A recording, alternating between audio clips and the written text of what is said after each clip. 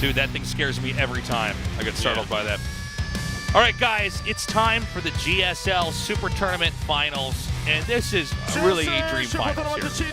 Yeah, I mean, this is it's all gone according to plan, actually. I'm so excited for this. We're going to have a quick interview with our two players. So Caster Park says, Dark, you've shown amazing performance. You've beaten every single player and didn't lose a single map. If you win today's Super Tournament, you're going to be the champion. How are you feeling? To be honest, I was confident with my skills. I knew that I was going to advance, but I was actually a little bit surprised that I would 3-0 everybody. So I was there for all your matches, casting them. And Maru did 2 proxies in a row. And he didn't even lose when his proxy was stopped. What was your take on that? He said Maru's not the same player as the other Terran players. He says Maru's still Maru. Okay, so you think Maru can show the same kind of games that he had before? Over to you, Maru. Maru, you have no. Whenever you get to the finals, you always grab a trophy. Excuse me, that's what he was saying. Whenever you get to the finals, you always take the trophy. But Dark is here now. He stands in your way. What do you have to say? I wasn't sure I would make it to the finals, actually. My goal initially in this tournament was semifinals. Somehow I'm here, though. And my opponent's Dark, so I'm going to have to do my best. Do you think Dark is the strongest Zerg? Of course he is. He's definitely the strongest Zerg. So you anticipate the series will be tough?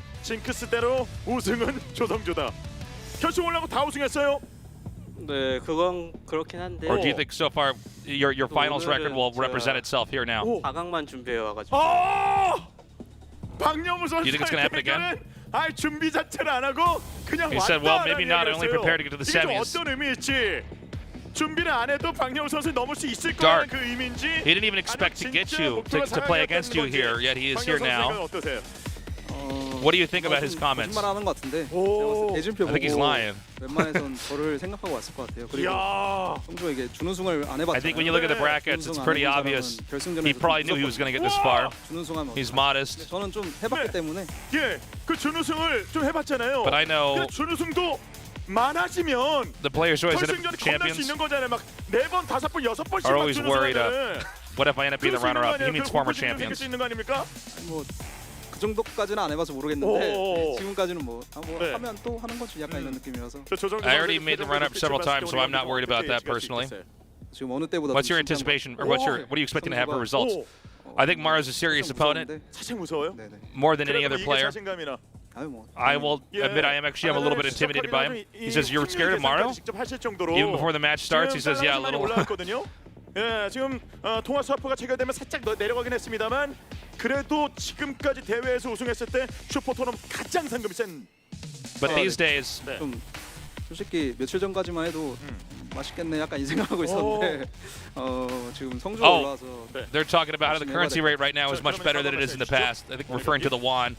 So this prize money is probably going to be pretty high for you. 자주 많이 한 것 같은데 제가 마지막 시즌 슈퍼 토너먼트 우승자이기 때문에. And he has said any last words before the match starts. He says yes. I'm going to become the Super Tournament champion. I'm familiar in this. I've done it before. I'll do it again.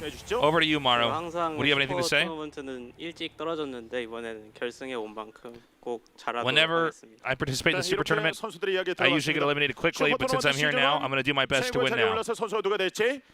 All right, that does it. It's time to start our match. Ready the steam machine. There it is. I didn't get startled this time. Season 1. One more steam beam. Oh, never mind. Just 2. Okay, sick. Let's do this. This is going to be such a good finals. Yeah, something just occurred to me. Yeah. And that is that, wow, look at their record. Whoa.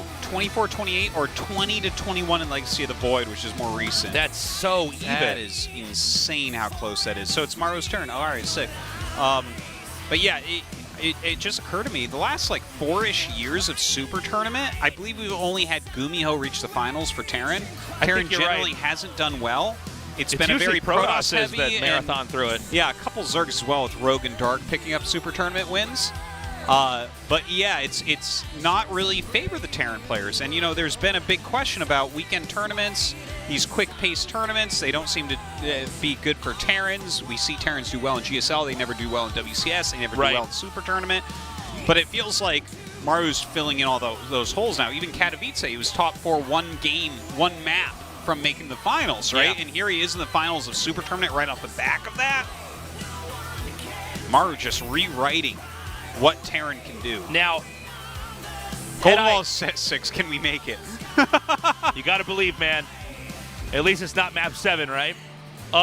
So, if I had not seen the semifinals and I saw these two here today, I would say this is still very Dark favored. But after seeing those games that Maru played against Solar, I think this is going to be super even. I really actually don't know who takes this. Good, because I don't want to know. I just want to enjoy some wonderful games. Oh, you're in for a treat, Artosis. We're all in for a treat. Guys, spread the word. Get out there. Do the right thing. We literally couldn't have had a better finals if you look at the bracket to open. This is the dream finals. It is the greatest Terran of all time against the current world champion Zerg. Yeah. Bam. That's it. Let's go. Well, we're ready to go, man. They just joined the lobby. Maru versus Dark. Very tough to call who takes this. Maru looking like he's brought the best TVZ we've ever seen, and that was just moments ago. Now we're going to go into this match. Dark, the world champion. Maru, the greatest StarCraft 2 Terran of all time.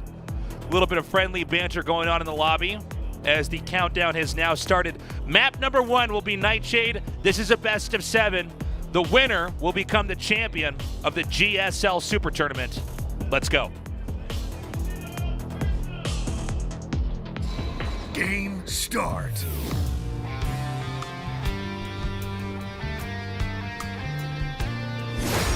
Jin Air Green Wings, Maru.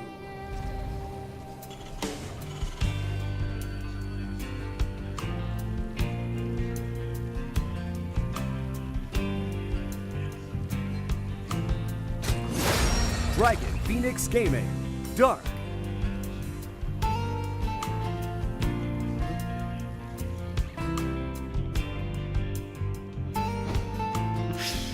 All right, so Jin Air Green Wings against Dragon Phoenix Gaming. Yes. Lots of flying stuff there. That's right. I wonder. Assuming that they're flying dragons. Yeah. I wonder what like a regular sports nerd that just tunes into this thinks when they hear those team names. Right? They're probably jealous. Probably jealous. Yeah. Because there is an NBA team that's called Dragon Phoenix Gaming. Yeah, right. They're like, we just have the Raiders. I'm like, you guys aren't even Fallout Raiders. Yeah, that's true. Yeah. That's true. Yeah, think about that. Yeah, wow. Oh my gosh. You guys don't even have mohawks and abuse the drug jet. I mean, what are you doing, man? Yeah. Wow, that's so weird. You guys don't even live in the dilapidated buildings and warm your hands by fires inside giant metal barrels. Yeah. Oh my gosh. Yeah, barely got that one out.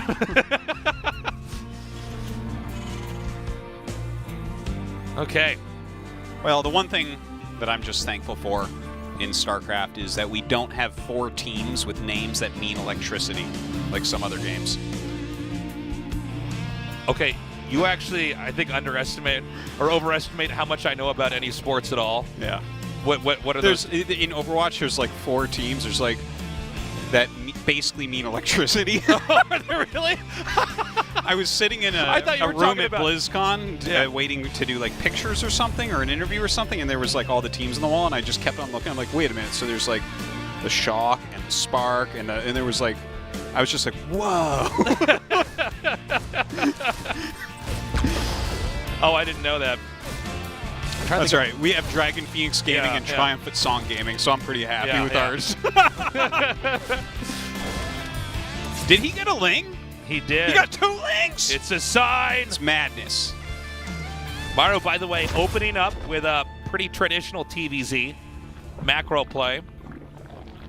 Let's see. Now, this is going to be an interesting starting point. Remember, in a best of 7, the order in which you do your builds is very important, right? I mean, obviously, some of it's map dependent, but on some of these maps, it really does allow for a variety of different types of play. And Maru did not open up with proxy barracks, which is incredibly common for his style. He literally proxies more than any of the other Terrans, which is interesting because that seems like that should never be the case if it's the best player, is the guy that proxies the most. But well, it's the best player, and then all the Diamond Terrans. Yeah. There's a huge gap. Yeah. But Maru does not elect to proxy this time. Instead, it seems like, and maybe I'm going too far, but it seems like he's actually testing the waters here against Dark's macro. Seeing how well he can perform, how he can hold his own. We saw Maru versus Solar go to the extreme late game. What? Okay, he gets it. We saw that go to the extreme late game, and Maru actually overpowered Solar in the end. Yeah, that was close, though. Like, I think that Dark can look at that and say, I could do better than Solar there. Well, Solar had a very specific style, too, using the lurkers to push and zone. Yeah, and he used a somewhat similar style against Cure. True, very true. I think Cure used a very different style than what Maru showed us there. Dark is not that type anyways. Dark is an ultraless guy. This is a guy that will go Ultraling Bane for a bit and see where he goes from there. Normally there'd be like 8 queens in 1 Ultra, and he'll hold on with 44 drones or so. True story. Real games. Banshee and Cloak, by the way. Not uncommon, but you know, there's a lot of different ways to kind of, as you get the fast expand up, play into the mid game. You might have 7 games. You do have to have a bit of a variety. By the way, you know, for those of you guys who only ladder, you should try just challenging, you know, one of your friends or someone who's close in skill to a best of 5. It's a really fun experience to try to. The mind game that actually just emerges on its own. Yeah. Like, you'll realize after you play a couple best of 5s, best of 7s, whatever. Yeah. It just occurs naturally where you start thinking about what he's thinking you're going to do or what you think that your opponent's going to do. Yeah. Yeah, it's very cool. And it is, this whole thing pops up, and then it really starts to give you a greater appreciation of like, oh, wow, yeah, I really do see why there are much more surprising moments to proxy than others, you know? Yeah. So Maru waited for 2 Banshees. 2 Banshees are flying across the map right now. Yeah, now these can one-shot. Oh, well, the Lings see it. I was going to say these can one-shot drones, so if you surprise the Zerg with this, Zerg going to be in trouble, but he did just see it. And he started an Overseer instantaneously, so we know that he actually connected with the vision of that unit. Hydralisk Den is on the way. But this is a different opening than what we saw from Solar, right? Because Solar started 1-1 in Baneling speed and then went Hydralisk Den. So this is a bit quicker Den.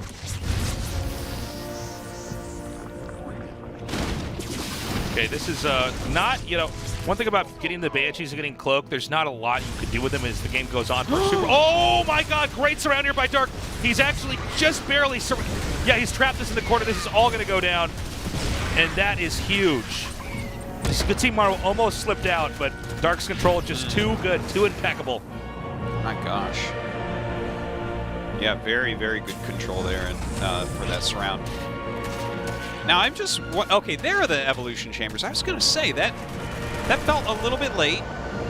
Like, yeah, he has the Hydralisk Den, but if you're getting your upgrades this late, I feel like that's something that I appreciated a bit more from Solar, right? Is how quickly he had his upgrades going in those games. He really didn't want to get behind Maru in that regard, but here we see, right, 1-1's going to be finishing relatively soon, and 1-1 just started for Dark, so Maru's going to be playing at a 2-upgrade advantage for a fair amount of time. And when you consider how good Maru's infantry control is, he ekes out basically more damage than anybody else in the game, him and maybe Innovation. But I'd say Maru even a little bit more. I mean, the amount that he could stutter step micro. With Beyond in the military, Maru takes King's slot of micro for sure. Okay, so he's coming forward now, popping off a few of these creep colonies. Runs away from a few queens and those hydras, but really his job right now is to eliminate creep, not anything else. All right, the Banshee's coming back in from some harass. A very quick pull from Dark, making the Banshees commit very heavily if they wanted additional kills, so they do run. Baneling speed just now starting up. +2 attack for Maru. We don't see the +2 armor yet, though. It's definitely something we have to watch for. Okay, there it is. Definitely want to make sure that you're remembering to get that. Okay, Maru not taking any further chances here, especially with Hydra's out. He does want to pick up and move away. You know, Banelings are a real threat to the infantry on the ground, but when you have Hydras, if you overstay and they pick off the medevacs, not just the Marines, it really makes your push a lot squishier. So we have the push now. This is extra scary too, because the Baneling speed got started a bit later this game than we normally see. Yeah. Right? So Baneling speed is not even halfway done, or just now halfway done. That's going to be very hard to connect and not get just beaten to death by siege tank hits. Okay. This is actually not the best placed tanks here. They can be hit by these Hydras, but the Marines are going to try to dive through here, and I don't see any more Banelings, which means that with one tank remaining, he's going to be able to shell this expansion and possibly take it out. Yeah, that is a lot of damage coming out. That expansion is, in fact, going to fall. You can see the Baneling speed still not done. Now, does he pack up and go home? Yes. I think so. I don't think... Well, is he going to try to push further? I think he needs to run. Yeah, no, I think he does too, because Baneling speed is going to finish. You can't go all the way on. Well, he's going to keep pushing. I thought he was going to turn around. Okay, very nicely done. Yeah, so you idiots, a Maru, watch. What, is he just going to try to hold the ground here? I guess take out the creep. But again, he doesn't want to push right back in immediately here, especially with Baneling speed finishing. Dark retaking fourth. Very painful to lose your fourth base of Zerg. It's kind of a very important battle. By the way, 2-2 is really on pace right now for Maru. Dark trying to get it as quickly as he can. And he's actually got a third Evo. He's going for +1 Hydro attack. It's kind of cool. We don't see that very often at all. Okay. Maru, I think this is a really good example of how to play once you start to get a little bit of a lead. You take out a base. You don't need to end it. Expand, upgrade, continue to push your advantage. It's going to be, especially when a player's behind, really the game is now their problem. They need to do something to you to get a lead here. Maru with a fourth base up, eyeing to push this fifth, I think. Yeah. And I think he's going to do that now because infantry armor 2 just finished, putting him at 2-2 here. And this is actually a really pushable location with these siege tanks here on the high ground. Like, you're probably not going to be able to fight this off with Bane Hydra, but let's see. Hard to imagine him not being cost efficient as can be here. Seriously, those tanks on the high ground, that's so scary. And he's going to inch one down here. Oh, man. And Zerg is going to have to try to fight this. Oh, dude, he has half his army up there, too. He's going to take out 2 expansions. He's just killing everything at once. He has that 2 upgrade advantage once again. And Dark is really getting squeezed pretty hard right now. Now, these tanks are not in siege mode, so Zerg can attack it pretty easily, but as he sieges up, he has to roll back. And in his game of tug of war, we're seeing Maru push in a little bit further here.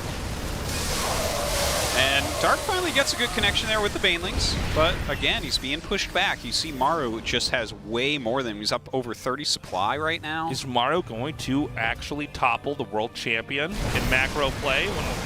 This game number 1, it certainly looks that way right now. I mean, a lot of people are just saying Zerg have the strongest late game, but here Maru, as he's pushing through. Well, this is not a late game comp from Dark, but no, he's not even allowed to get there. Yeah, well, he can't tech into that because Maru's push is coming in. Dark, who's had such great map control, we're seeing Maru continue to come in. The tank is going to go down, but the rest of the infantry is strong enough, and he dives in on top, outmaneuvering those Banelings. And here comes more. You can see the army streaming in here. I think we're close to the breaking point here. GG! All right, so Maru really smashes Dark in that first game, but I want to point out the differences that we saw between Dark and Solar, because these are really the root of why that occurred. Dark focused on getting his Hydralisks out very quickly. He got a rather high count early on, which can be good in various ways, like they're going to force back medevacs a little bit better, for instance. Maybe harassment's going to be a little bit harder if they're in the right positions for that, that is. Whereas Solar got a later Hydralisk den, and he focused on getting quicker 1-1 and quicker Baneling speed. The fourth base died heavily because of this. He was very Hydra heavy. He tried to attack in, but Marine Marauder Medevac Siege Tank don't really care about Queen Hydra as much, right? It's the Speed Banes. It's the similarly upgraded Zerglings that are going to give you a harder time. So I feel like that was his mistake this game. And I like that analysis. Losing the fourth base, I mean, when that happens, Maru is not going to lose. That's the most easy way for a Zerg to probably end up losing later on, is if your fourth base is taken out after it starts up and you have workers mining from it. Anyways, guys, we're going into game 2 in this best of 7 on the map Everdream. Maru versus Dark continues on. Game start.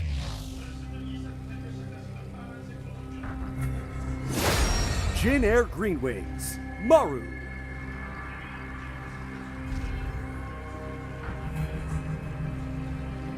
Good old Marmar.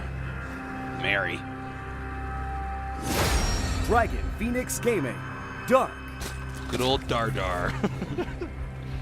Marmar versus Dardar.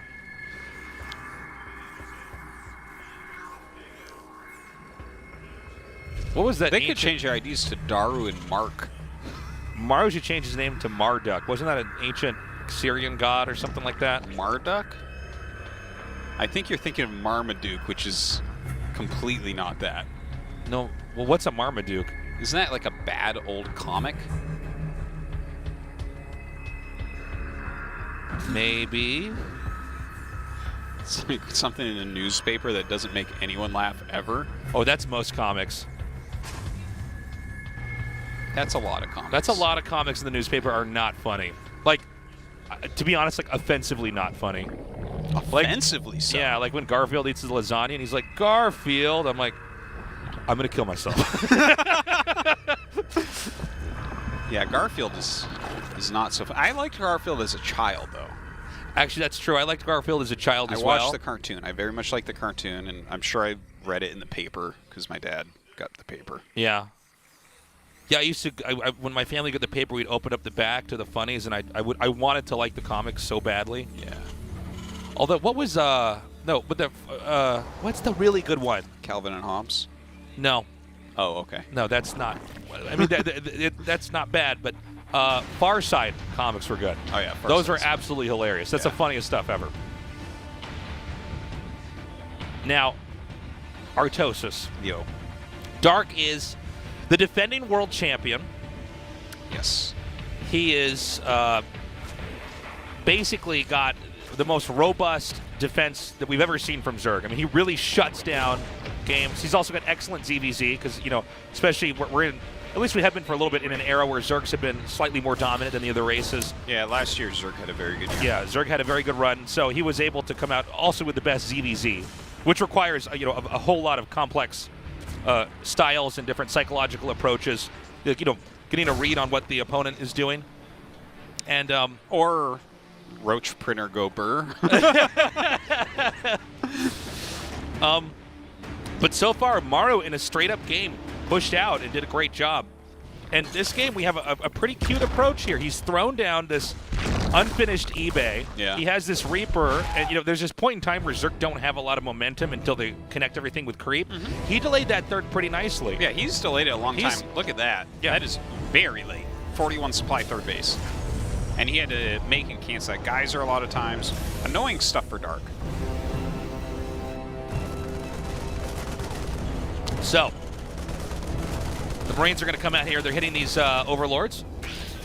This shouldn't do that much, but it's a good idea. Well, this was a good idea from Dark, right? Because Maru did this last game, where he floated the barracks and then went after the Overlord. Yeah. So now Dark, for the low price of 5 Speedlings, saves an Overlord, kills 2 Marines, and kills a Reaper. Yeah.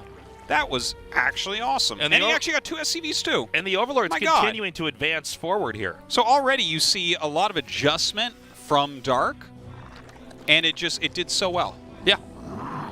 Beautifully done. He gets the scout here. Now, let's see if this is a fake and he cancels it. There's a lot of little mini mind games going on here. He's got the Banshee cloak coming. Dude, double Evo. Yep. Way quicker than last game. Whereas Maru looks quite similar. Right? Now, I want to point out, Maybe third base. without canceling that, the Zerg might expect that he's going to just, oh, wow, Armory? Yeah. Now, And third CC this here. might just be like a Hellbat Banshee push. This might be one of those games where Maru makes Hellions non-stop and does a lot of Hellbat play. Definitely have seen that from him. I mean, I guess there's some no, not anymore. I was going to say some possibility of mech, but Nope. with Stim on the way, probably not. I thought we might have it too. So Maru is actually going to be I mean, these Hellions are going to poke, but overall, it should be a pretty quiet game to start things off.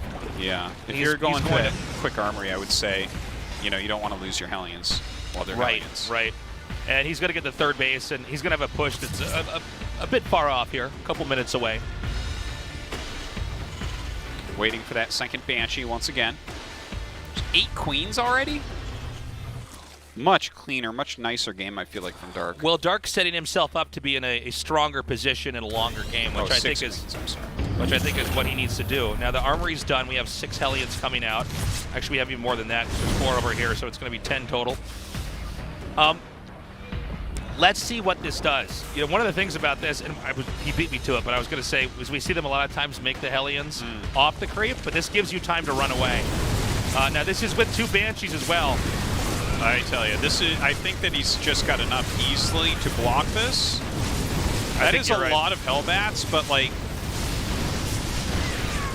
Dark's control is like queens, really he good. spreads them. He brought his Spore over. Oh wait, losing a few drones. Yeah, I'm surprised the drones aren't being pulled quicker here. Like yeah, that was basically the only way to get any value out of that. And I mean, 8 drones, it's a lot, but it's not He an didn't insane need to lose amount. 8 there. That was totally he didn't needless. Need to lose 8. He should have had them right-clicked on the gas to just pull them away for a little bit. Yeah, you got to be a little bit careful because if they happen to get a couple Hellbats over there, so they use all of them. But yeah, it feels like Maru got maybe a little bit lucky with that at the end there. Still doing a little bit of harassment with those Banshees as well. But I mean, you take what you can get, right? Sure. That was good. He actually has 10 drone kills He total actually now. did better than I thought he would with that. Yeah, I thought it was just going to get wiped out. You know, he was maybe going to lose some queens, but that's really inconsequential. Hellbats, it's such a strange unit. Like, that attack, like big Hellbat attacks on Zerg where you're like, all right, here we go, Hellbats. It feels like a yes-no question like a lot of the old Cyclone builds were. Yeah. It's like, hey, do you have enough to hold this? Oh, you do? Okay.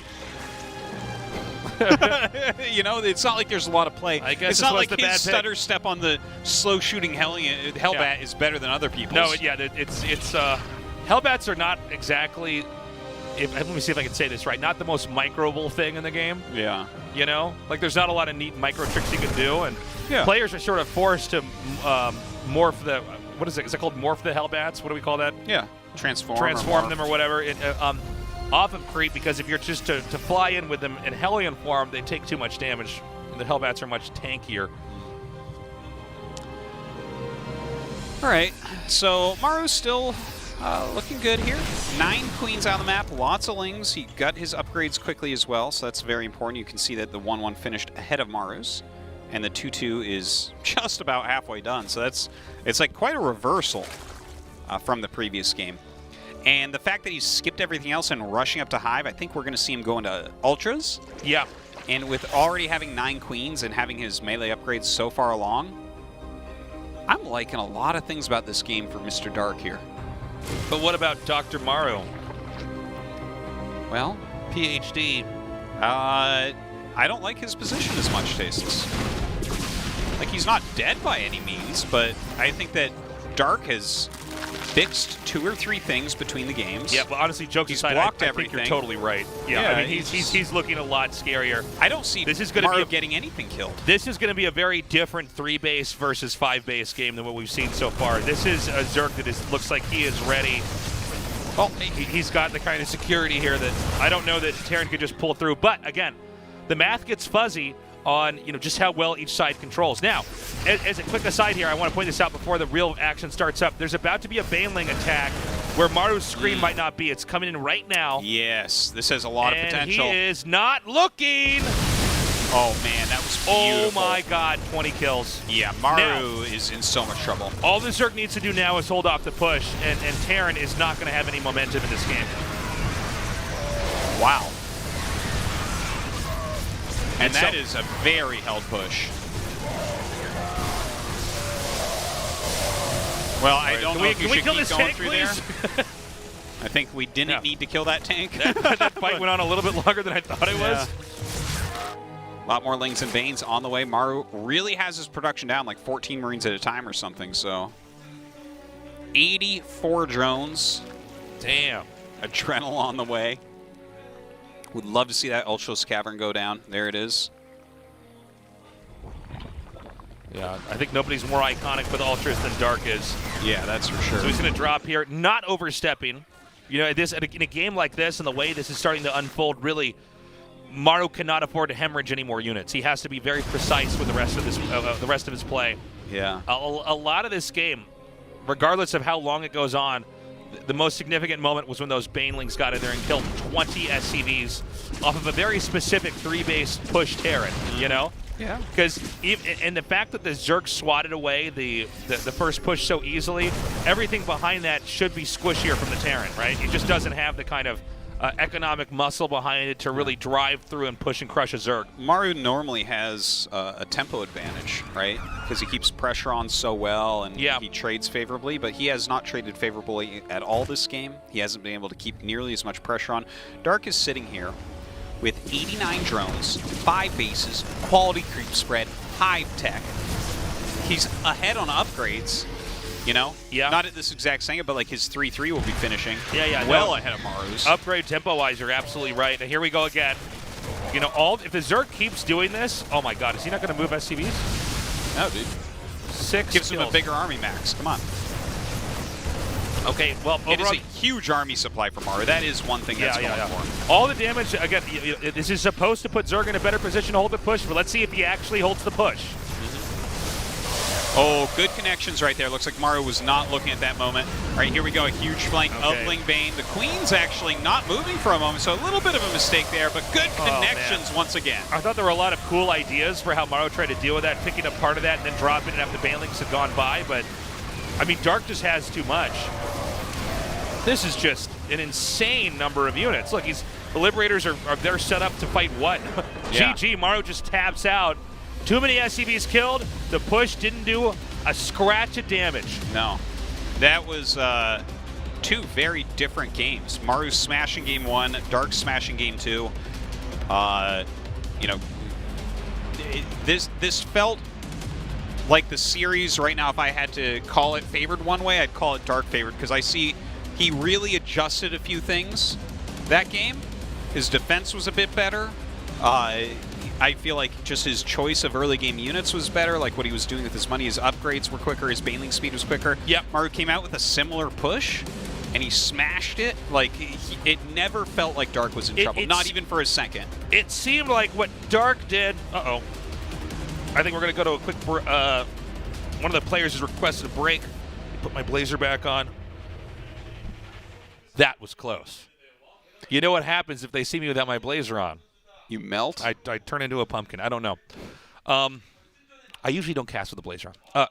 So what we saw back there was Dark doing what makes a StarCraft player so scary. He completely adjusted from game 1.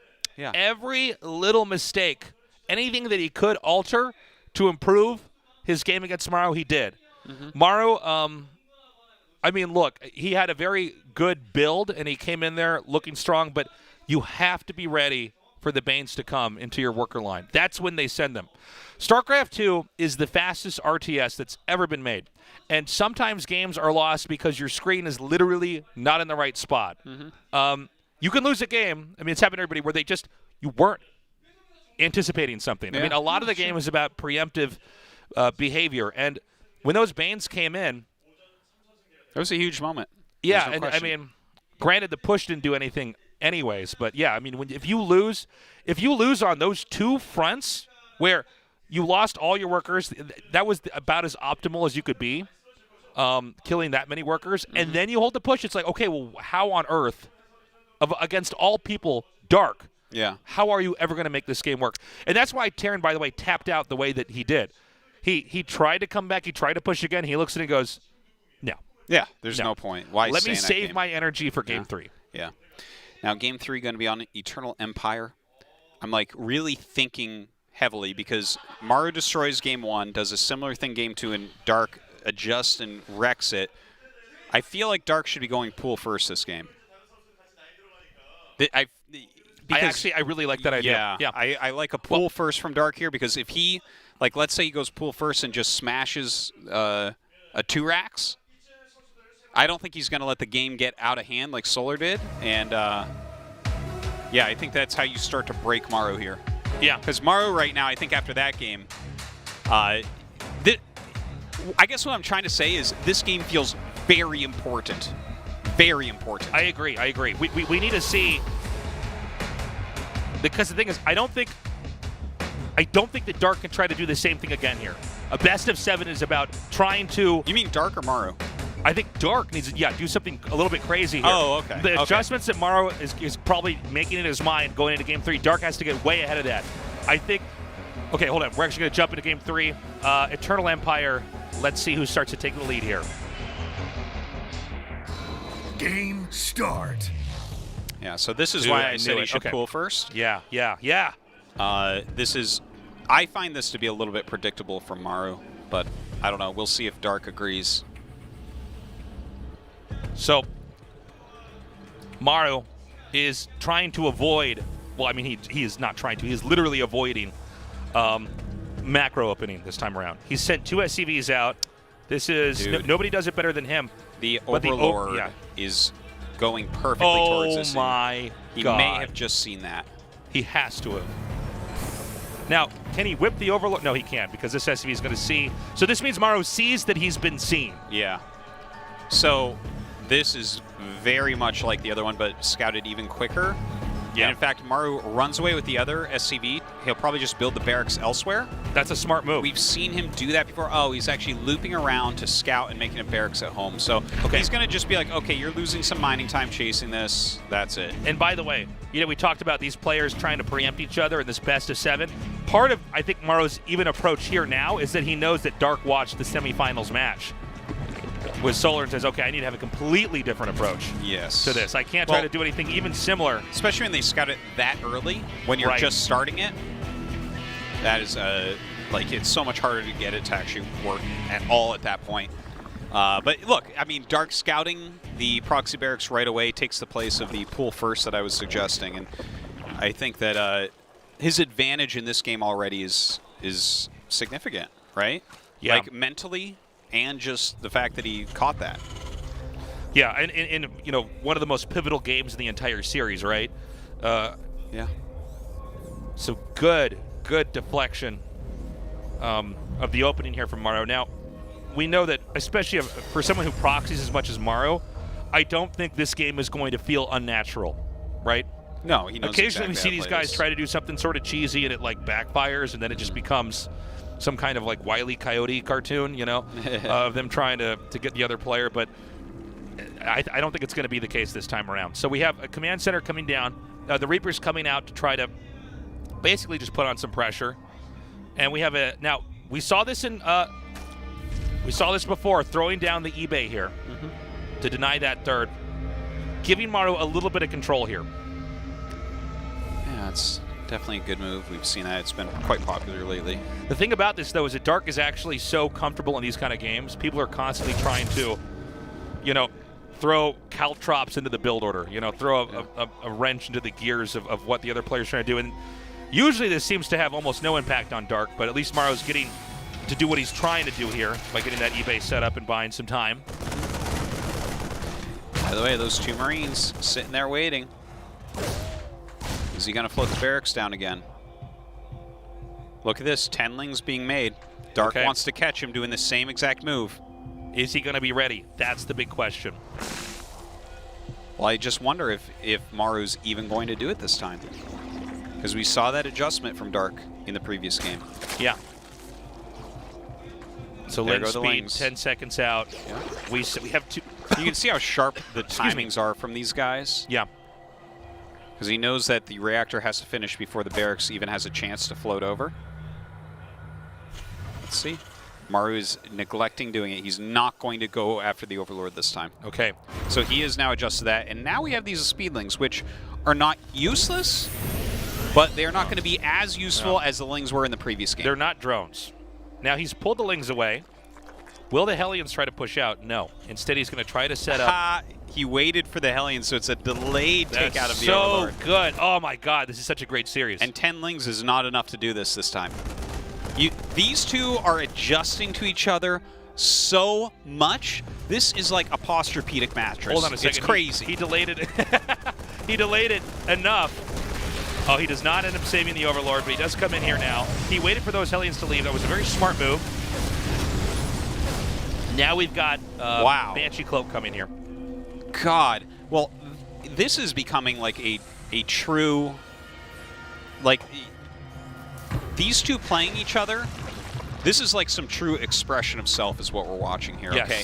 These are not exact build orders, and these are not exact strategies. They are bending everything around. This is like some high-level kung fu, man. What is the mouthfeel, though? It's tony and earthy and rich and rosy and fruity and nutty. It's everything tasteless. Oh my God, it's all the flavors, but it tastes good. It's bitter, it's sweet, it's salty, it's spicy, it's umami, which only seaweed and breast milk are umami flavored. Like, are you kidding me? Yes. It's just amazing. I'm so happy we have these two guys in the finals. Well, this is perfect. This is perfect. Watching the back and forth between the games, this is what it's all about. At this time, before it was 2 Cloaked Banshees pocketed. This time it's 1. Yeah. Comes out. Everything is getting changed everywhere. Did he get an armory? I don't think so. Okay, just checking because we have, Hellions coming out again here. Oh. There's actually a drone going there, but it looks like the Banshee's going to leave that spot, so that hatchery will start. Remember that most TVZs, we see the Terran push out after, or for instance, this game, like maybe when the 4th base is there. So we want to watch and see when is he actually going to come out. He still has to get 5 barracks up total before that push comes, but we're not that far away from it anymore. 1-1, well ahead here for Dark, which is very nice. The reason why it's further behind for Maru is because he is trying some of this more technical harassment. He has the 2 Banshees, he has that group of Hellions, but he's been sitting back a lot with the Hellions, right? The Banshees are flying around, they're doing a little bit, but not all that much. I guess the nice thing is he gets to land his 3rd base very, very quickly. He's not really afraid of anything right now, as those Hellions are at home. Dark, though, he's droning very nicely. He's up to 70 drones now. Ooh. Barely gets away with those 2 Banshees. Those can be handy in the push later on, but not getting that many kills here. He did invest in Cloak, too. Whenever you invest in something like Cloak, you do need it to kind of pay for itself. And so now the infestation pit, comes down. Right, the double load up. Time to go and harass. This is all typical for TVZ, is the roaming with the double medevacs and the Marines. Sometimes you'll see, in this case, he has the Hellions out too, which are also there to try to control and limit creep. Now, this is actually a fairly naked expansion here, but Maru's okay, he's so good. He just barely walls that off. He got Maru to turn around during that.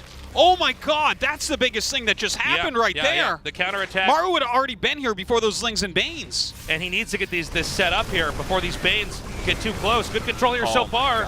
He needs to target those Banes. Well, Dark actually deals very well with this, but Maru set a trap for those Lings to come forward. He brought the Hellions up to punish. Yeah. But there was enough Ling Bane there that Dark still held on. You can see I'm getting chills. There are so many tiny little things that these two are doing to each other, trying to bait each other into weird situations and bad choices. This is amazing. Yeah, this is an excellent series, and it gets better with each game as there's so many layers to the play, right? Dude, I mean, what's funny is, first of all, that counterattack, probably if it was anybody else, would have gotten in there, surrounded the tank and killed some workers, but Maru actually holds it up, but Maru reacts so quickly, he turns around anyways, because he identifies, even he should probably not get that barricade up in time, but he does. Yeah. But it worked anyways. This is an awesome game.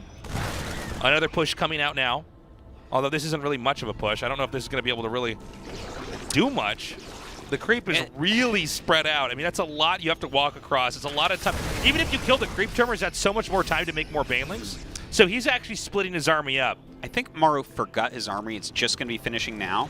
He's starting his 2-2. His 2-2 finishes for Dark. That's truly bad. Oh, my God. Oh. I was there with my mouth just open like, oh, no. Okay. That was, I think, the first major just misplay. Like, he just wasn't watching his army. Those Marines move commanded right into those Banelings, and that certainly. You know, it's not everything, but it's enough to really have a strong impact on this game. Well, there's a lot of other things going on too, right? The upgrades, you can't even fight these. You see that? You can't even fight. No. Circlings are up 2 upgrades. He's going into ultras. Terran's not able to. You can't stop him. Look at the mini map. Look at the mini map, Tasteless. Yes, Artur. Look at all the creep, all the bases. It is so much. My God. This is like the only weak area of Dark, but it doesn't matter because he's up 2 upgrades right now. Yeah. The thing is, Terran's roaming, but I don't see any real area that he can actually push in. He tries to do a little sneak attack over here, and not bad. Kills 2 drones. But yeah, I feel like Dark on the map. He is so fortified here that it appears like his defenses are basically impregnable. Yeah. He's got vision everywhere. His Ling response time is fast. Terran is going to have to just sit back and let Dark have this advantage for a little bit and try to push later, I think. Dude, look at this. He's just controlling everything with this Sling Bane right Forces now. a liftoff, killing what is going to be like 15 kills here. 16 kills on the SCVs. He killed a chunk of army, too. Yeah. And he's expanding again to the bottom right.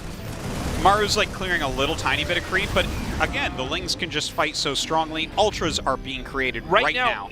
Dark is like the strongest man in the world. Yeah. And he's doing ridiculous strongman things. He's flipping monster truck tires down the street. Yeah. He's taking a penny and he's bending it in half.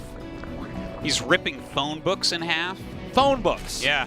He folded a newspaper 12 times. That's impossible. He folded it 12 times, which means it can reach to the moon. He made a moon bridge out of a newspaper with these upgrades. And then he took that bridge to the moon, threw the moon into the sun, and now we don't have waves in the ocean.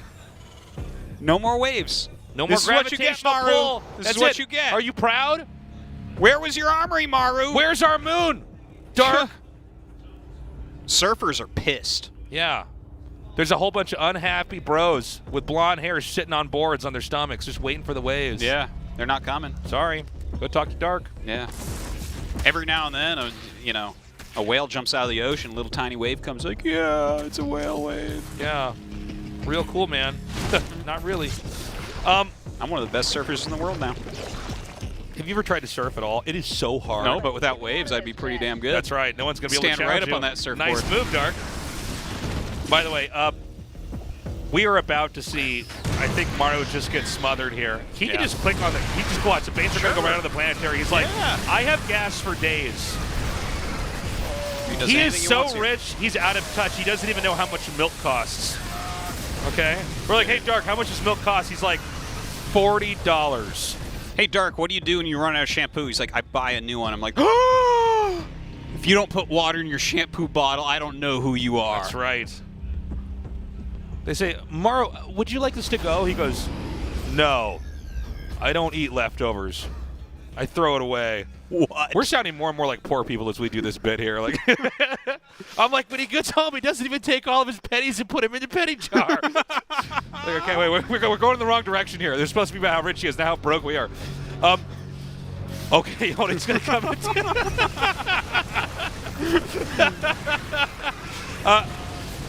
He is just going to roll him, dude. Oh, yeah. This is just it. No, Does Maru just tap out here?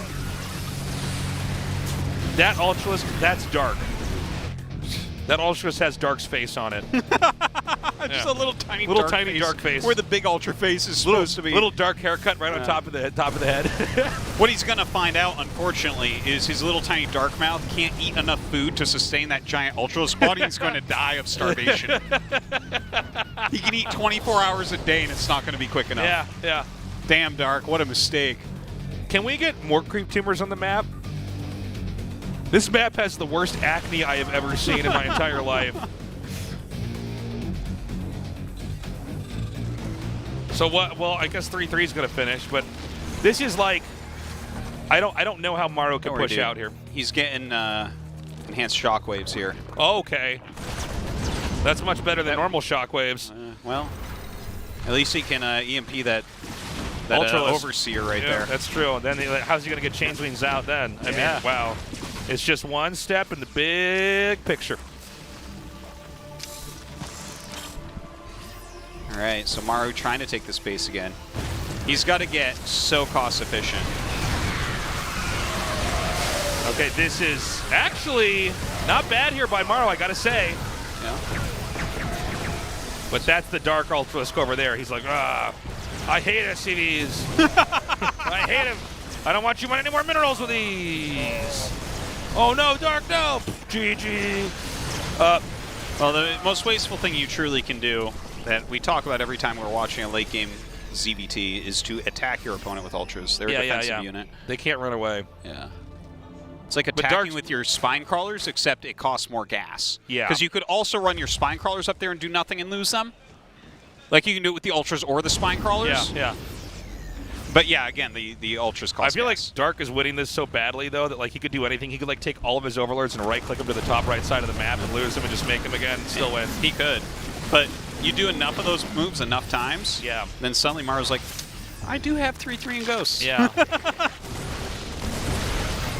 Okay, I think we're gonna have another attack over here on the fourth base. Right now, Dark has so much minerals. So many minerals. He's rich. I love the Burrowlings spotting for that. It's amazing. These mines are going to get a lot of kills. Okay, he's just going to right-click the planetary with these Banes, I think. Oh, he doesn't even need to. He's like, I have so much. The Banelings do a lap around the planetary and run back home. He's like, I guess I'll save these for later. I guess I'll put these... They're doing the shuttle run right now. They're going back to the hatchery, doing a lap around that, then coming back to the planetary. Let's see if this Nidus finishes. Okay, now we know. Okay. All right, so Maru's continuing to just take over the map. I think it's time for Dark to mine a little bit more gas. He's being so wasteful for so long. Makes me a little bit nervous. Yeah, I mean, Maru is in a really bad position, but you do need to be careful, but he just has so much. Well, hold on a second. He's getting Neural now and 2 more Ultras. Yeah, Neural and Ultras, these are good ways to waste stuff. Not sure what the plan for the Neural is. The 3 bases that Terran has occupied the entire game are very close to mining out, so it actually may be worth it to just make Banelings and blow up the planetaries, the 2 bases that Maru's trying to take on. And I think we're probably You know what? I think he wants... would he be clowny enough to try to Neural, like, an SCV 30 times if he gets far enough ahead, Tasteless? Oh, let's do it. Please, please. That would be amazing. That's when we can get Hey, wait a minute. If you Neural an SCV and send it into your Nidus and leave it there and Neural runs out, is it yours now? Or do you have an enemy unit in your Nidus? The universe implodes is what happens when that... Or can an SCV even go into a Nidus when you have it Neuraled? That's a better question. I think maybe it can. Okay, well, attacking under Liberators into Ghost Planetary with Ultras right now. Okay, this is... we're verging on complete cost and efficiency, but, again, Dark's lead does appear to be almost insurmountable. Well, that was, like, as cost and efficient as you can get, right? Yeah. He just sent a big teched-out army in there, lost all doing nothing. So, Maru holding on, still creep at his doorstep. 5 Infestors on the way. Gonna be a frustrating game here for Maru, man. I mean, this lead is just insane. He's gonna actually have a Nidus network pop out over here, so he's become a little bit more conservative with his Nidus play. Dark is going to, I think, try to come in here and ambush again the top spot, but first Banelings are just gonna tear through. I'm not sure what he was. I guess he can. I think a move like this is like okay. You open up another place that Maru has to defend. Okay, good control here with these links. Yeah, that was really nicely he done. drew a lot of mine hits there. So that's the type of move you can see that. You can see that Dark's dialed it back a little bit. Yes. He's not going as ham. Yes. Because he's not just making 30 Banelings and blowing them up where Maru can't see them. Yeah, yeah. Because that would be the only way to be more inefficient than he's some just of his blowing up attacks destructible rocks with Banelings. It's like easy, man. Yeah, like, yeah. There is a finite amount of resources on this map. So, Terran has actually got these 2 mineral and gas bases up here for a while now. Yeah. And he is getting closer and closer to max. His unit composition overall is like a better composition than what Dark has. I don't know if Zerg can hold these two new bases we just saw, but let's see. But what's most important to watch is to see if Maru can hang on to these small outposts that he has here. Look at this. He's attacking in a big wave, so mines might be... Oh, my God. Those two Marauders. Those are the two guys that were driving the Cyclones in the semifinals. Yeah, now they're in the Marauder suits. Those are Cyclone drivers. You know, the problem, the big picture is just that Dark has had so much of the map for so long. Yeah, his bank is peaking. Maru has such a tiny amount of bases, really, that, I mean, unless Dark is so continuously inefficient in this game, which I think he's basically stopped doing. I think he identified it pretty quickly, like, okay, I need to chill out. I have this one, but I can't close it. So let me be patient. Let me get to tech that's even more difficult to deal with. Let me get Baneling numbers that are so insane that you're just running forever. Well, it's one of the very cool things about, like, Lingbane Ultra, for instance. The unit comp is very, very strong, but so hard to kill someone. All right, here we go. This is the Bane count that you were talking about where you have to run forever. Yeah, you have to run into game 4. So he's got to kill that planetary. He needs to kill the planetary or the attack is basically failed. How much HP is there? You know, I got to say, honestly, you can just click some of those Banes on the planetary. You have to kill it. I think he thought it was going to blow up, and I did too, just by rolling around. That's how Zergs prefer to do it. But yeah, he really should have finished that because now Maru's starting to actually push back. Okay, this is actually the dream scenario for Maru. I don't know that he's going to win this game. There's so much bank here for Dark. He can remax very easily, and Maru is not maxed out because his income has been so sparse. He just stole a ghost and EMP'd the other ghosts. Damn. Oh, my God. Now, let's keep in mind now, Dark's minerals and gas are getting closer and closer to 0 here, but again, he can just remake so much. Yeah, some decent fungals coming down. These Banelings, they're not being efficient because they're killing Marauders quite often. So there's 3 bases that Dark has not mined out yet. It's the 2 at the bottom right and then the 1 in the very center left at 9 o'clock. Yeah. Maru wiping out 1 base, though. Definitely a big heroic effort. He is down, unfortunately, to 76 supply. His income is not all that large. That's basically his full mining base. He's floating over towards another place. But, floating over Creep, though. I don't think this is going to end well. Well, Creep can't attack yet. GG. So Dark, I mean, basically Maru just taps out. He says, okay, this is not worth my energy to, you know, try to stay in this game. I'll bail. Yeah, and Dark, at least for the first half of that, looked ridiculously strong. Just played really, really well. Just got complete control. Do not give this guy a lead. Let's not forget that started out with a thwarted proxy Rax.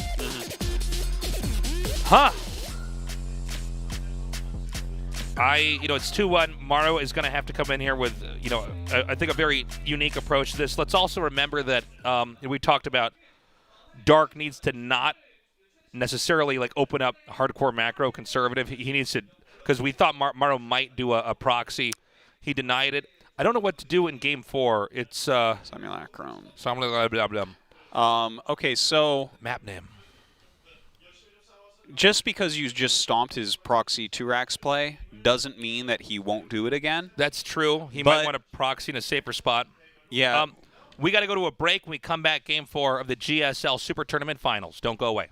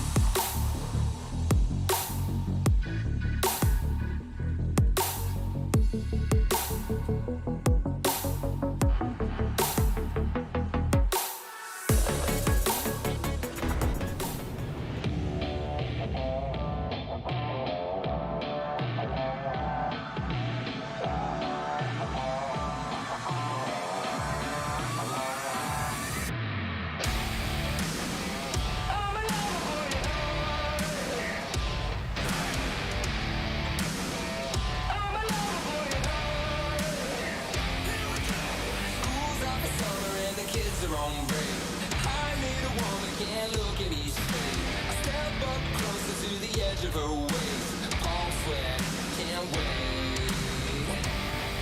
She leans into me. Oh yeah. I grant her a dream. 'Cause I'm a lover boy at heart. I'm a lover boy at heart.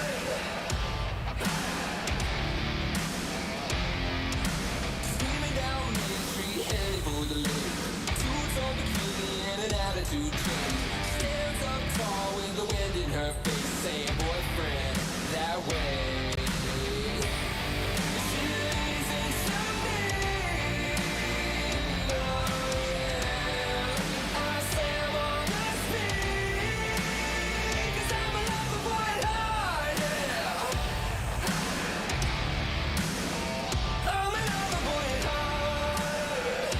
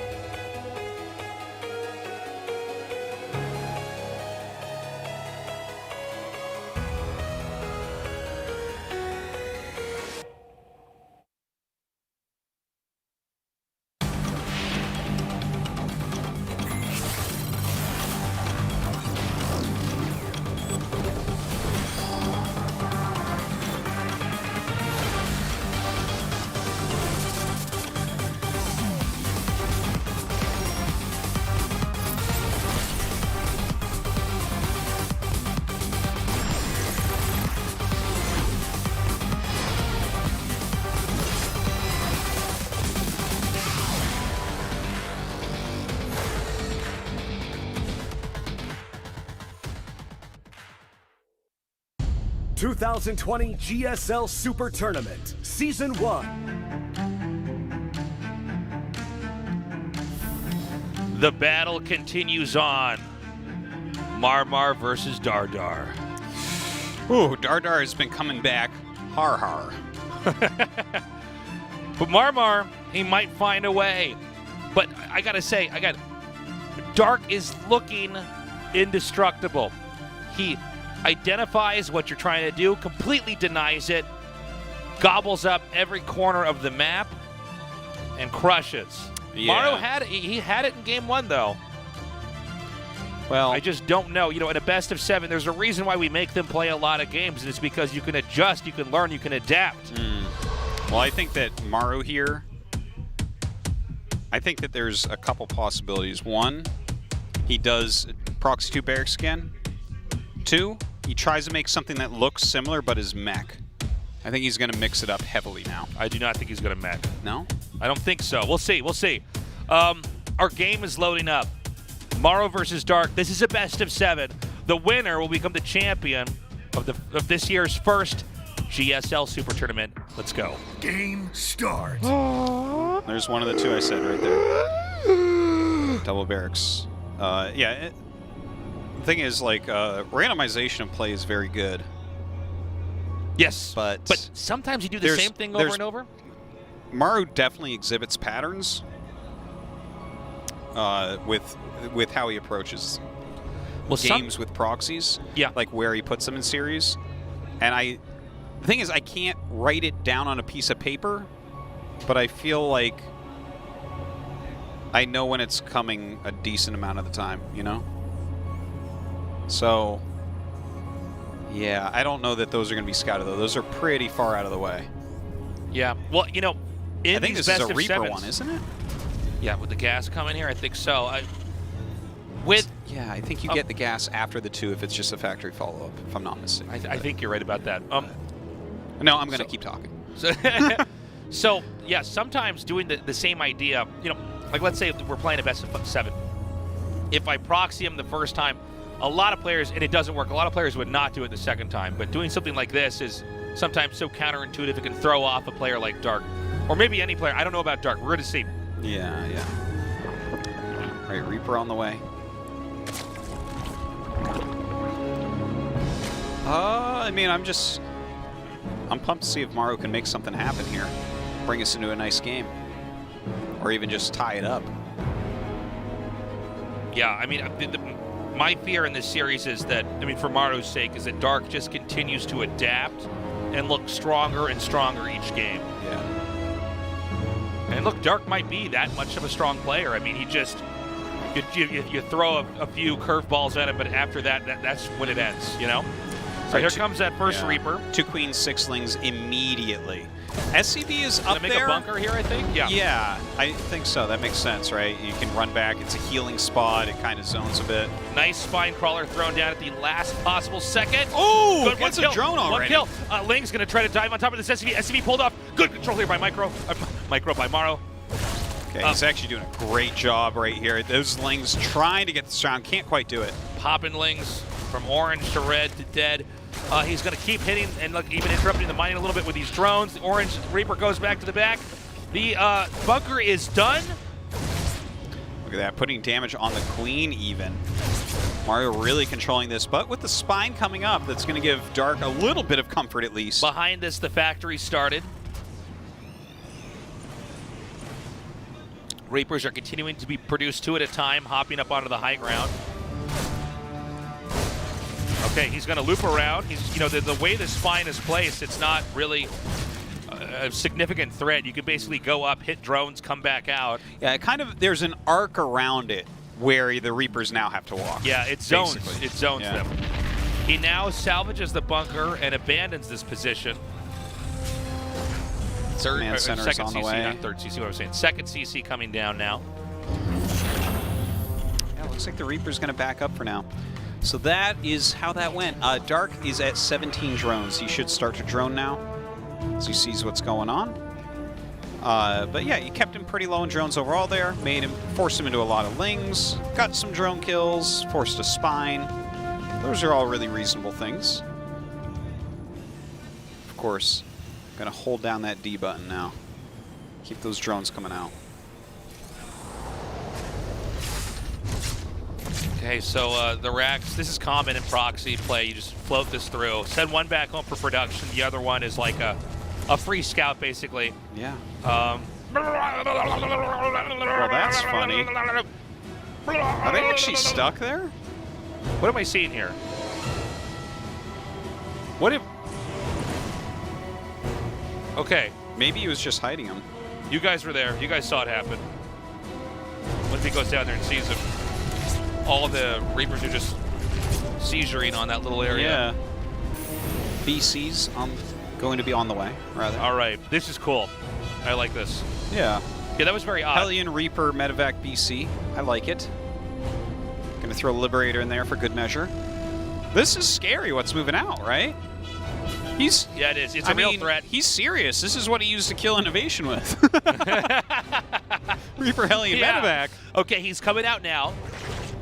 The Lings look like they're getting ready for a counterattack, Daceless. And he might not be ready for that counterattack. There's not that much back at home, but let's also watch and see what the Terran can do. He's eyeing on the third here. This is a completely, well, I guess not completely undefended. There's a Marine and 2 Hellions, so certainly enough for Lings to kill it and then do more damage. Oh, the Lings actually on top of that depot as well, so they can get right into the main. Oh my God, Maru he's turning around, which is already a victory here for Dark. Not in this game necessarily, but I think this is a position that's going to be very tough to recover from. A huge amount of damage. Oh my God, okay, 14 SCVs, 16 SCVs. Cover your eyes. Tell me when it's done. This is not good. Maru turning around to save what, Tasteless? The cowardly SCVs that hid in that little nook? I know. Oh my God. Okay, this is... 22 SCV spell. This is just completely and totally... He's just getting owned, man. I don't know, dude. I mean, you really... I mean, that's so many workers killed. He's at 16. But he has mules, Tasteless. Yeah, that's great. Yeah, great. Yeah, I'm sure the mules will save him. Roaches are coming out, and they're, by the way, they're going to be backed up with Lings. He's making Ravagers. Dark is not messing around. He's going to come in here. He's going to try to kill him. He wants to do a neck-breaking move. Isn't this the only way that you could give the game back to Maru, though? Yeah, but I think Dark has probably calculated this pretty nicely. Has he calculated a Banshee that's going to right-click on the Ravagers? Yeah, but I think by then all the SUVs will be dead. Okay. This Banshee's like, I don't have enough missiles to kill this entire army! You have infinity missiles, Mr. Banshee. You say that, but now we're going to find out there was actually a limit. It's like, well, we can't just, what is it? He can't get up the ramp with this, Tasteless. Like, there's grenades plus Hellions. If he just sits up the ramp, he can't get up. Dark says Watch. Otherwise. No, you can't get up. Wow, look at that. Look at this. He's like, can I just get the pathing right to where you get fished into this? Oftentimes he does, actually. Yeah. He's actually very good at that. It's funny how good people have gotten with Biles. Don't do it, Maru. Okay, so, I mean, there's a BC on the way. So after doing all that damage, Dark really turned on the pressure, and it didn't do anything, really. Yeah. Well, and that was a smart move to get the Banshee, dude, man. He has 4 queens only. He's starting some spores, but the queens are, like, out near the front, right? I love that he's moving out with some of these other units, too, because he can pull the queens into a certain direction, possibly. Okay, here comes the battle That'll allow cruiser. the BC to wreck. And by the way, if Maru flips this game on its head, that is so crazy. I think he's going to, man. Okay. Targeting down these drones. So we've seen this in and out of Starcraft 2, but basically, this is so strong because if you do it right, and I know we saw Maru already mess this up once today where he lost a battlecruiser, but usually you escape with a battlecruiser, kill a lot of drones, go back home, repair, and you just keep doing this, and it's like the most efficient thing ever. Yeah. Now, was there an attack at the bottom, Artosis? I saw thought you there was, something out. but I think it was just the Banshee, and there's a spore there, so I don't think it really did anything. Yamato being upgraded. Yamato! Now, this has been, I think, probably our weirdest game we've had with these two. Because there has been a real back and forth. Yeah, there's certainly Two factories, Artosis. So it was both proxy racks and mechas I called both. Wow. You were right. Now, this is crazy. Let's see if Dark is ready for it. He's got to be careful, by the way. You do not want to lose that. Yeah, the Spire is on the way. So we might see, you know, one of the things that Zerg started doing to try to counter BC play was to go like a big amount of roaches and then corruptors. So the corruptors keep the BCs busy, and you don't really have the anti-air because you're building units that kill roaches, right? And that's specifically something that was used a lot against BC mech. So I wouldn't be surprised if that's what Dark does here. You tune it up to like 70-ish drones and just roach some Ravagers and corruptors for the rest of the game, basically. Okay, he's coming through now, hitting these different drones. Look, that one drone's barely going to live through this. No, never mind. Came back wanting more. There's those 10 corruptors. Now, of course, you don't have to do the non-stop attacking with this, but do the corruptors scale well against mech? No.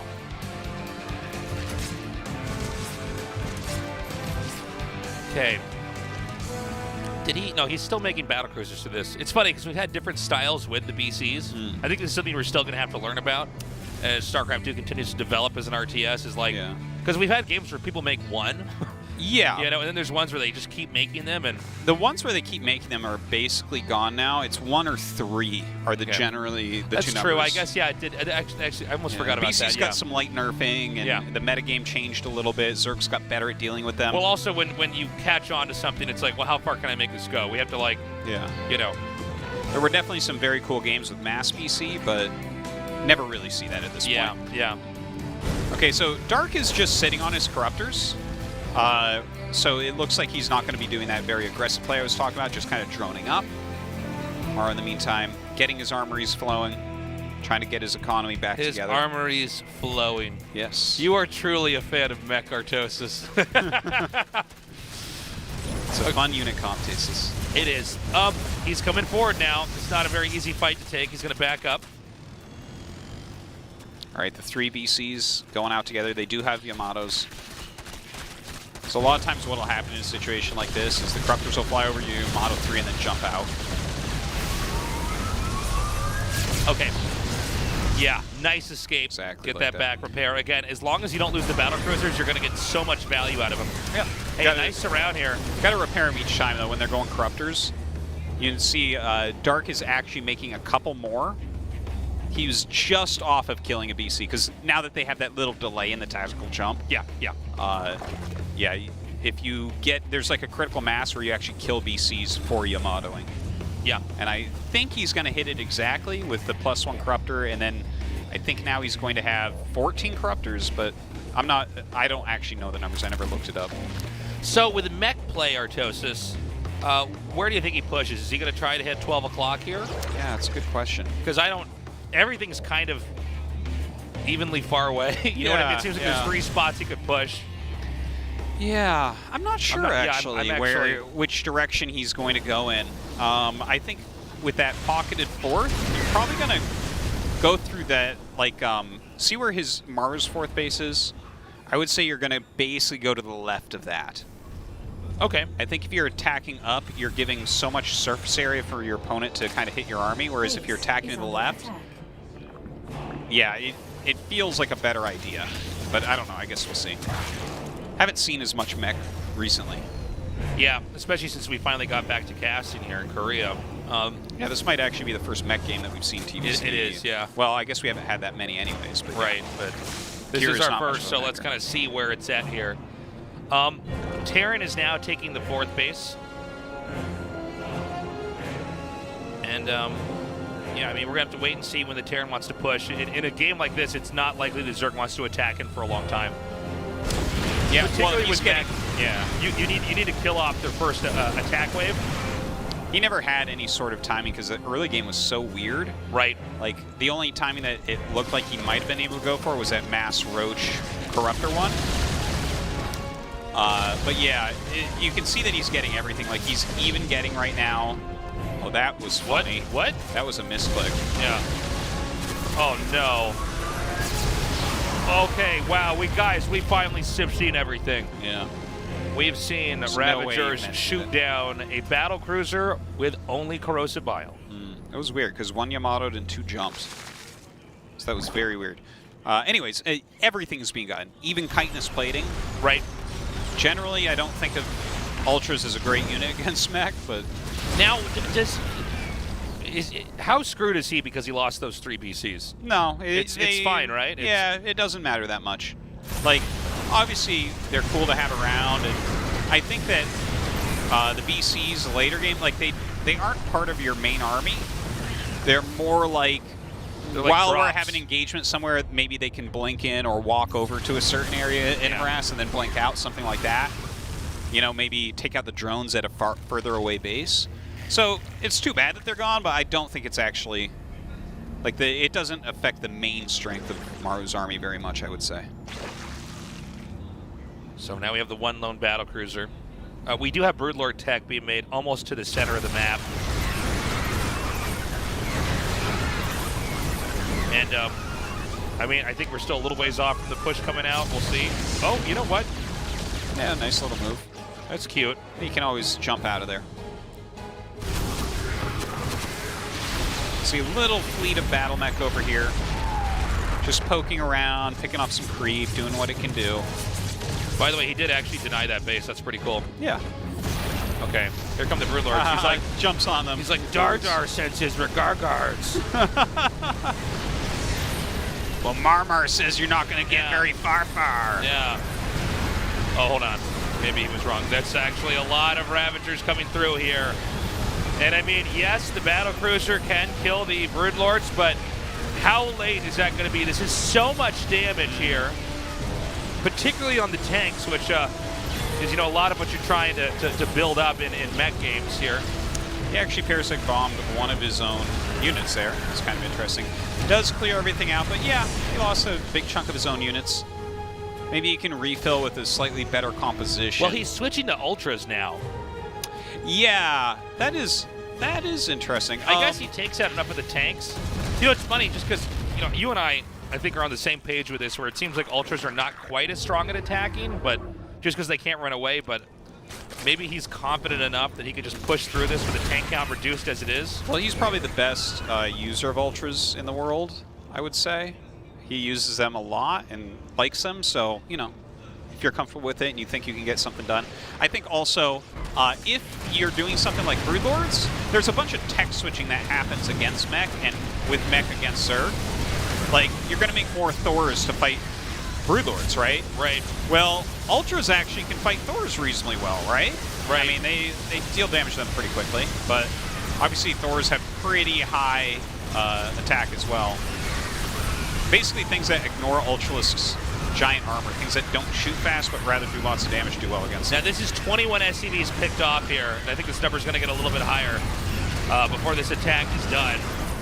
And I mean, I think this game, at least from Dark's perspective, it's fairly straightforward, right? I think what he wants to do is just keep hammering the 4th base and just let the Terran dry up with resources, right? Yeah, I think that's I don't think there's much more that you need to do. Yeah, I think you just keep hitting him. As long as the cost efficiency of Terran doesn't get too high, because that's something that mech oftentimes can do. He keeps adding Ultras, so it's like, it makes me think that there might be some chance that Maru could get really, really cost efficient here.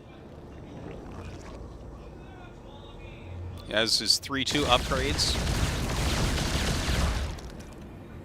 3-2 mech man. There's the 1 lone battle cruiser. Yeah, he's See, still the flying Ultra around. was Dark in that game. That's Maru driving the battle cruiser. That's Jim Maru. Oh, up okay, there. it's driving the battle cruiser. I thought you were going to say he is the battle cruiser. Wait, you think a little Maru face on the front of that? I'm like, oh, he made the same mistake as Dark. His little mouth can't eat enough food to keep that battle The cruiser problem is body he has alive. to shoot those lasers out of his mouth, Artosis. Look how many drones he got. I love the part where Dark's microing the drones too. He's like, I don't want to lose these, and loses all of them anyways. 16 and a queen. That BC is having some real value this game. That's painful. Well, he's still got 87. I guess he'll live, huh? Yeah, it's okay. He actually didn't want those anyways. He's like, good, I don't need that much money. I wanted to remake some of those, but not all of You them. had to waste all this AP on microing that battle cruiser for nothing. Yeah. APM microing battlecruiser said nobody ever. Yeah. Okay, so Burrow, by the way, finished. We'll see that used when he starts to spill lings in there.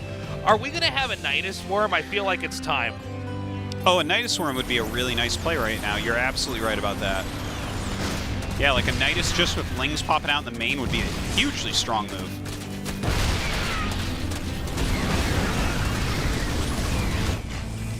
Well, when is the next attack going to be here for Zerg?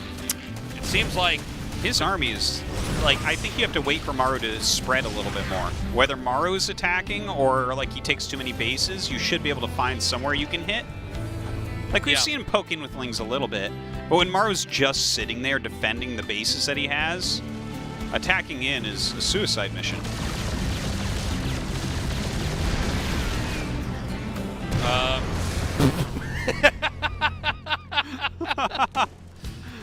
Okay. Sorry. I love it. Just tries to slip out of that detection. And look at this. What a quick way to kill a hatchery. Yeah. So we are at the point in time in the game where the Zerg is now actually expanding pretty close to the Terran. I think the Terran's only hope is, again, that he just maxes... Well, they're maxed, and Maru actually has a bigger bank. yeah. Well, no, Daru does. Yeah, Daru. Daru does. It's easy to Mark's confuse. bank yeah. is a little bit lower, but The difference between Marmar and Dardar, the thing I've noticed is the first letter in the name. So, yeah, that's it. now, how can Zerg actually push across here? I mean, the mech army, it's one of the strongest things in the game, but I feel like the Zerg, look at this. I mean, it's a planetary you can't lift, so he just clicks it down. Yeah, and look at this. This is a great usage of the Knurls, isn't it? Yeah. Grabs those Thors, and he's just going to... Oh, my God. Look at this attack. Beautifully done. But those Hellions are hitting the hatchery. Well, eventually this runs out, and then he retakes the Thor. Yeah. You see these depots and how funny it is watching the Ultras trying to walk anywhere? It's this Ultralisk ant farm they're moving through. Yeah. Okay. Ultralisk ant farm. Yeah, it's very true. Maru's taking so much damage, though. He's not going to be able to refill the supply.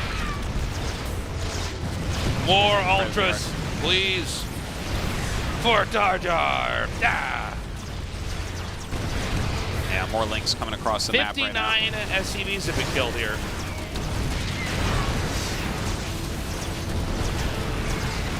Well, I mean, maybe Maru technically holds on.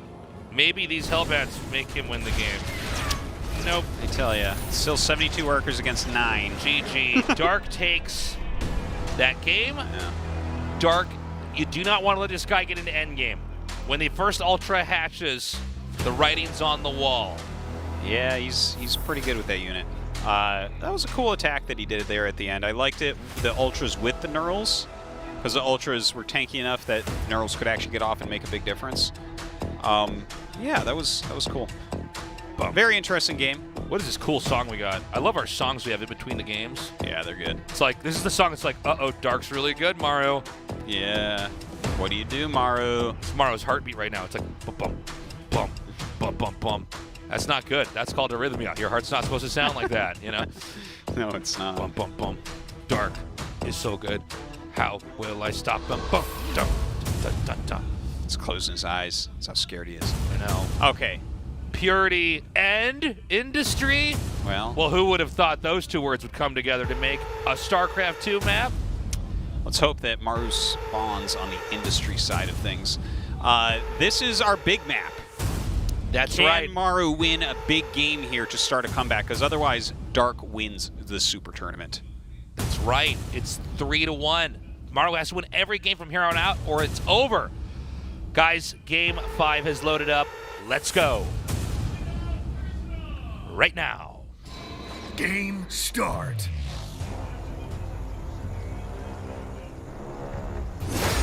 Jin Air Green Wings. Maru. Marmar. Maru on the wall.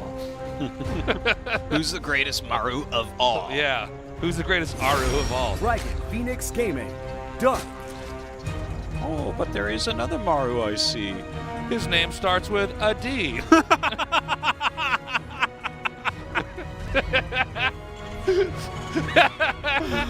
We are idiots. You and I are making these dumb jokes, and there's thousands of people staring blankly at the computer screen right now.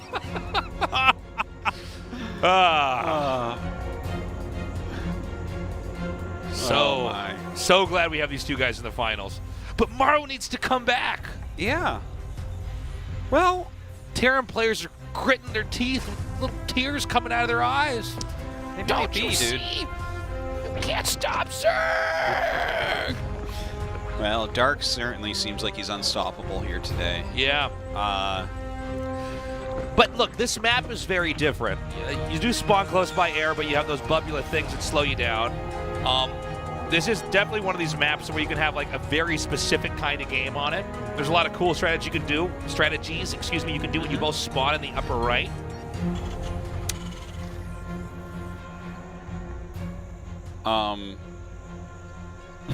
Okay.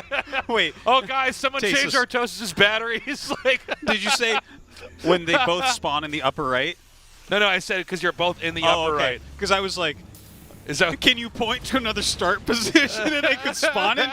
Like, yeah, no, sometimes they spawn in the gold base. I'm what like, you guys no, don't no. see is when Artosis' batteries run out, they pop out of his mouth like a Pez dispenser, and I gotta quickly put the new ones in his back. You got to change them. We need wireless charging for me. That's right. As soon as someone comes up with that, it'll be fine. Actually, it's possible I did say when they both spawned, but it's not what I meant. I'm like, have you noticed that nobody spawned at the bottom left? Yeah, what's the deal with What's that? the deal? That'd be fun to start with at the gold. I know. You're like, I'm at the goal. I hope I get DQ'd. You just like, I like say this whole thing. You just go, Well, my brain was malfunctioning. It's I'm a like, Terran versus Zerg. well, I thought. See, it makes sense when you said because they both spawn in the top right, but what my brain heard was if they both spawn in the top right, and I was like thinking to myself, I'm like, there's nothing to do here. I have to bring him out back and shoot him. there's Maybe I did say that. I don't there's know. no apology here. there's no workaround for And that that's one. when they knew that Tasteless' time was up. People are going to be going, where did Tasteless go? Oh, he's just casting over at Grandma's farm for the summer. Yeah. No, they got a lot of nice fields out there. You can run around and cast all the games he wants. Oh my. Artosis. Yes. I spy with my little eye a roach warren. Yeah, a little roach warren. A little rar-rarage, huh? Dar making some rar-rars. I like the Reaper kind of going up there. Yeah. I want him to scout he it see so it? the roaches don't get made. He didn't see it, right? No, he didn't see the warren.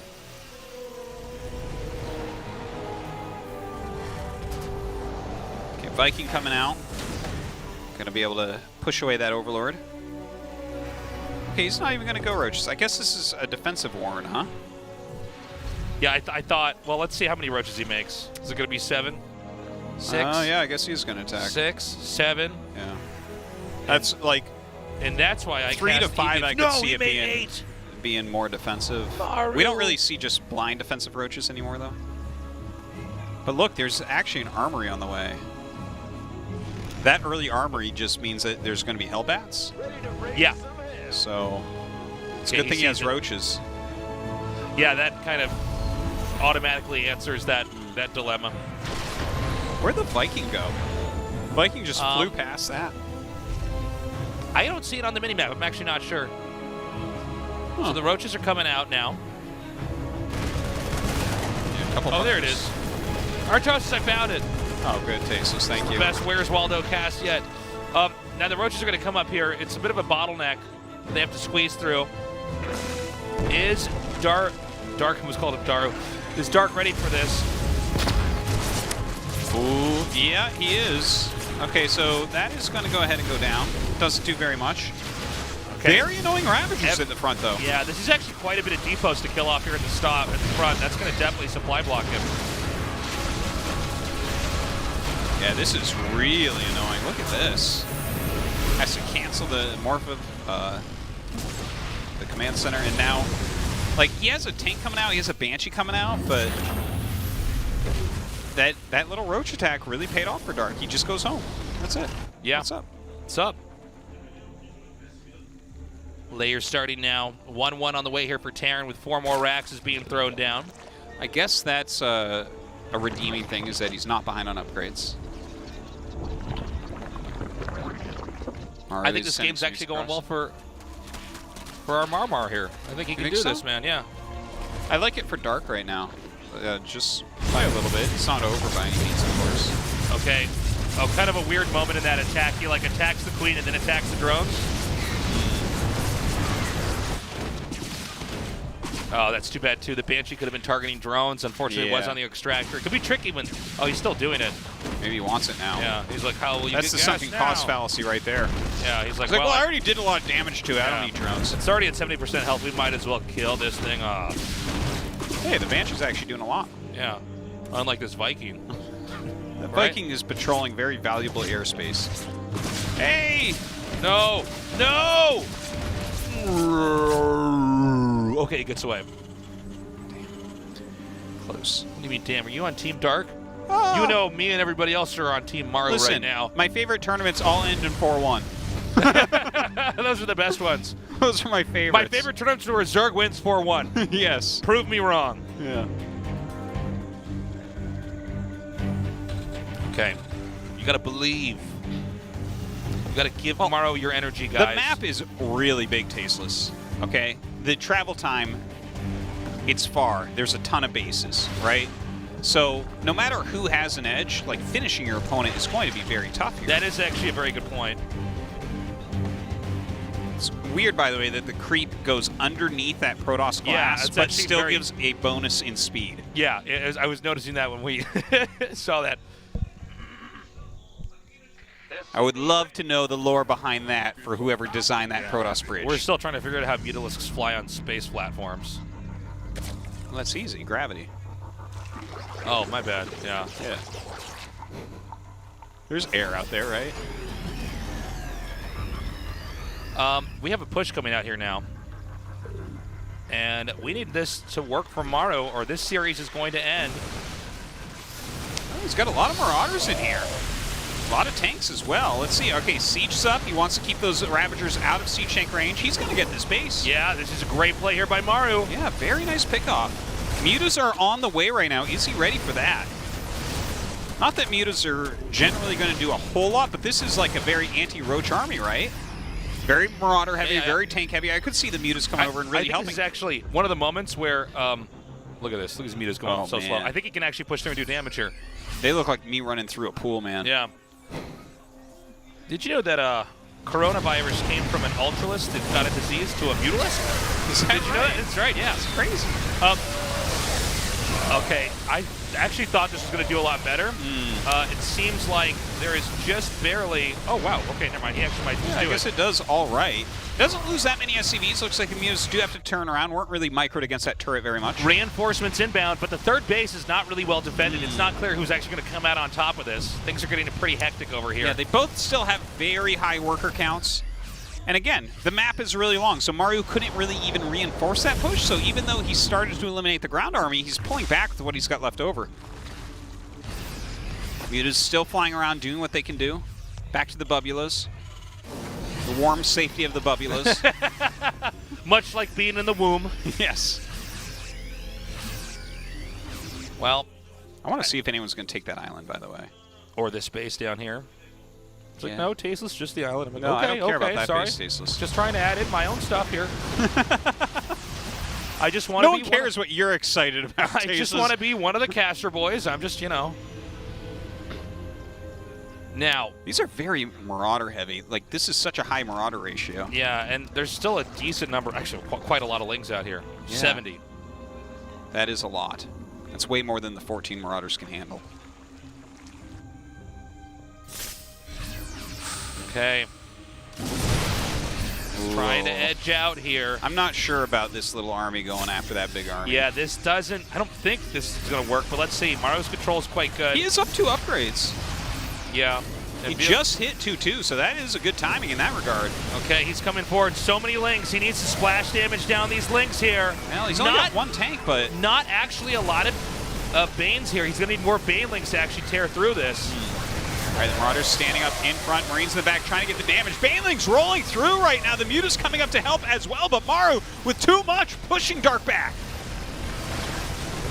Okay, he's actually going to take this base out. I think Maru might be able to take this. It's 4 bases, but I'll tell you what, from here, very hard to take out another base. There's really no convenient push location, so it seems like Maru might actually just push into the main. It's going for the throat right now. Those Marauders still tanking a lot up in the front. A Thor joining the ranks now as well. A couple Biles go down. Dark is going to try to counterattack with these Mutas. There's just enough SCVs. Are you kidding It's not me? going to work. What Are am we I at the even tipping looking at? point? How many Mutas does it take to kill a turret? We actually just still don't know. Nobody knows. Dude, if he gets into the main, he takes out the tech, and we go to game 6. Maru playing just a beautiful game here right now. Has a couple tanks left behind. Anything that tries to come up to help is going to get hurt. All right, the Muta's coming back over here. They kill the tank much quicker than that turret. Okay, Now, Dark still has 3 bases, but Maru's on 4. Maru's been knocking out bases left and right here. and he can keep pushing here. He can actually, I think this is kind of a weird spot to push through, but I think that Zerg is so hobbled right now, he can actually just come in here and punch out the far left base. Yeah. You know what you can never get to is that upper left base, man. That's impossible. The upper left? Yeah. Yeah. That should be his main base now. Yeah. All right, a lot of Ling Muta being made. Looks like that's how he wants to try to fight this. Yep.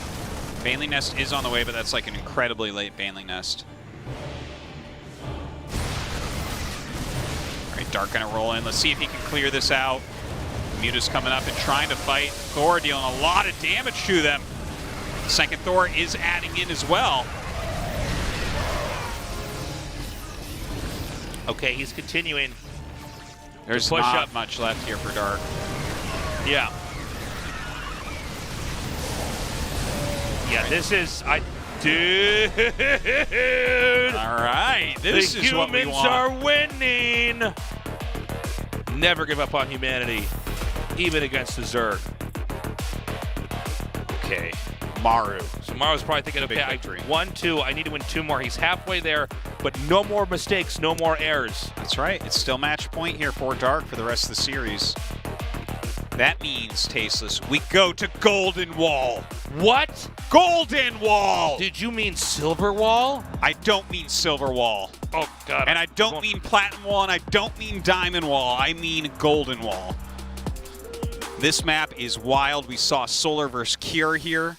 Cure was able to take this map by That's making right. a lot of Marines. I have no idea what this is going to look like. I do know, though, that Dark likes gold bases. So maybe that's going to come into play?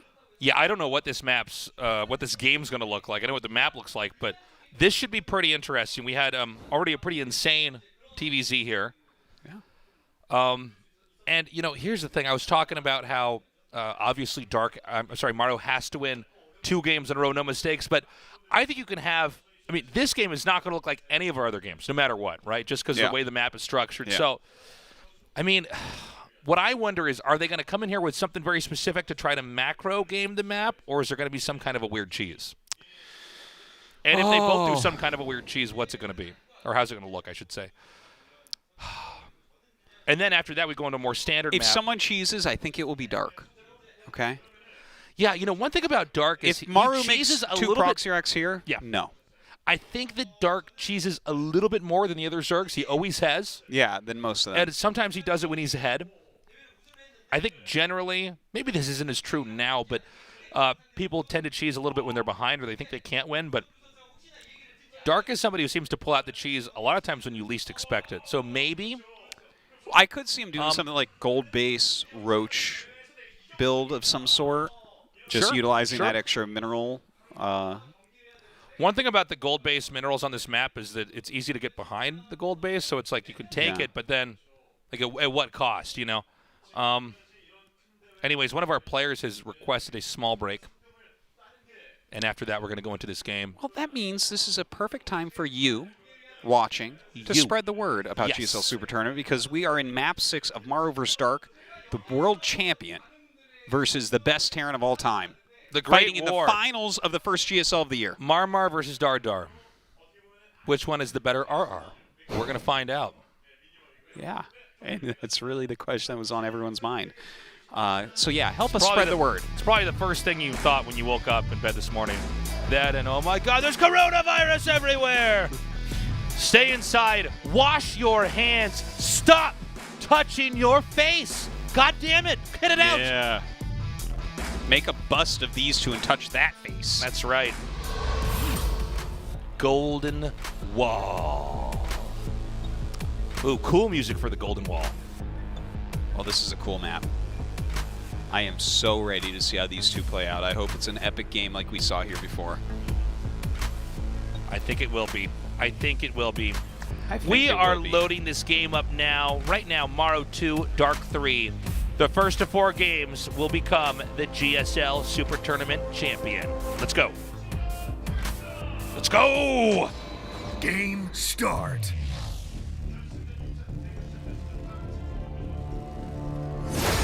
Jin Air Green Wings, Maru.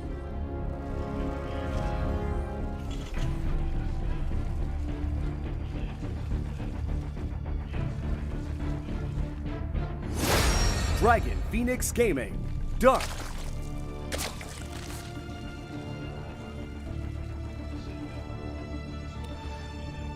So, this is our most weird map, I guess, for lack of better words. The one way to think about this map is there's 2 platforms. There's the lower one that kind of looks like Super Meat Boy, and then the top one that looks like a, I don't know, terrifying butterfly lady face. If you look at the minerals and where it's all set up, that's It's an angry Octorok. Okay, yeah, Angry Octorok platform and Super Meat Boy platform here. See, that's the hand. Super Or Meat we're Boy over looking there. at like the bottom of an octopus, and that's not its butt, it's its mouth. That's right. Don't get confused. That's its beak. Yes. Octopuses have beaks. We know all sorts of stuff about octopuses. Or should I say octopi? Oh, God, we're cool. You probably wondered how we got this job. Well, now you know. We were the only guys who spoke English around here that liked Yeah, Starcraft. and then that question came up in the job interview, and they said, well, does an octopus have a beak? And I said, yes. And they said, And I said, no, it has lips, and Taste was like, shut up! let's keep it together, man. I got this. I said, sir, the microphone is right over here. Now, because it's split into 2 platforms, it's also important to note that there are mineral lines that you can expand to that have gold minerals there. So it's like tempting to take it, but what if they get behind it, either above it or below it, depending on which side you made the command center or hatchery. We had a game where Kier played on this map, and wait, who did Kier play against on this map? Solar. Oh, Solar. That's right. Thank you. Where Kier pushed through the bottom, but Solar then taking the Octorok platform, he took so many bases that Kier still couldn't win the game. Yeah. Very cool game. Yeah, it was really super neat. Very much fun. This is my favorite part of TVZ, is this thing that always happens. It's inconsequential. It's awesome. I'm like, wow, these guys are really good at controlling Lings and Reapers, huh? I almost get excited when the Ling gets to red. Yeah. This is always how it ends too. Yeah. It's like, okay. 1 red, 2 orange, green Ling.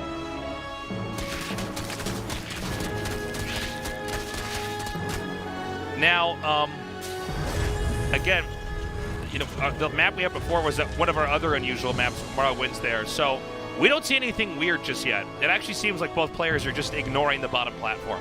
Yeah. Yeah, well, Maru's teching rather quickly, so he wants to do something right away. We'll see if he takes his 3rd on the other side, because I think that he will. It's just so much easier for Terran. Yeah, see where he's building the command? Well, sometimes you'll build it there anyways, but I'm saying I think that bottom area will be so much easier for a Terran to hold that it makes a lot of sense to expand there, right? Like, obviously take your natural, because you need some sort of flow out of your base, and then expand towards the bottom part as Terran. Okay. Oh, man, I hope we go to game 7, dude. Please. That would be amazing. Maru's got to win here, though. Yeah. It's, is destiny, right? We got to go to Game 7 here. It's been too long without StarCraft 2 here in Korea. But if Dark wins, it's like, okay, you're pretty damn good. Yeah, he's all right. All right, how dare you? Now, we have Banshee and Cloak coming out here again. This has been thematic with these two guys, as Maru likes to throw the Banshee in there, try to do some damage, and then have that reinforce the push.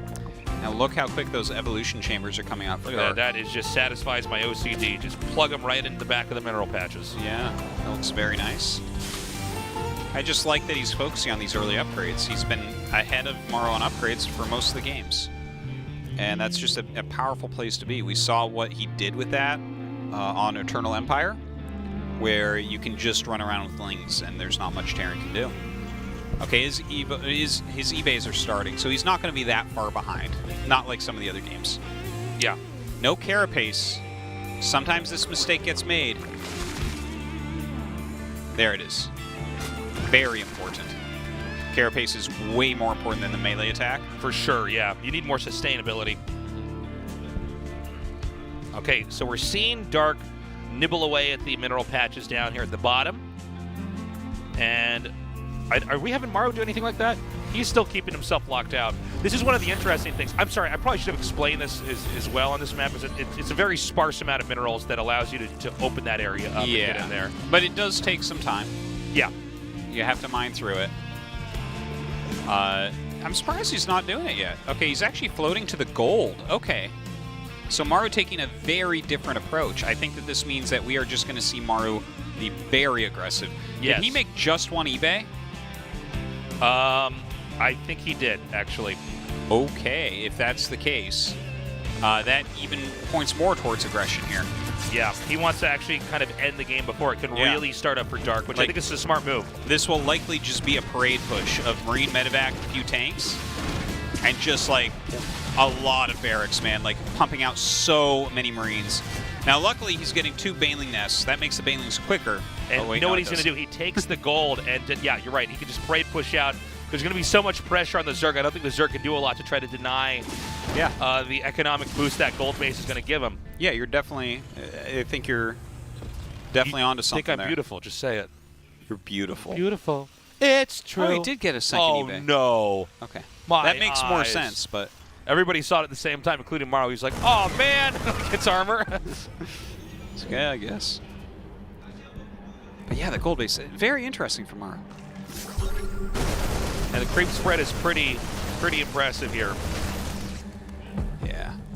So even if he takes this away, he's far from actually getting any real territory that's on Zerg turf. Okay, infestation pit coming up. So we'll be rushing up towards that Ultralisk tech, no doubt. So the Terran upgrades are going to be a little bit hiccuped here with armor completing much later than weapons. Look at how many bases he's getting up to. 5 bases right now. His creep spread is magnificent. You know, one thing I never really appreciated on this map, because I guess it's like our second game casting on this map in this matchup, but all the bases on the Octorok platform are like so far away. Push on once creep gets out there. The upper right, like you will never push the upper right. Terran will never even see that. He's not even sure if there's a hunk of expo on that part of the map. Well, light has to travel there first. Yes. Before it even exists.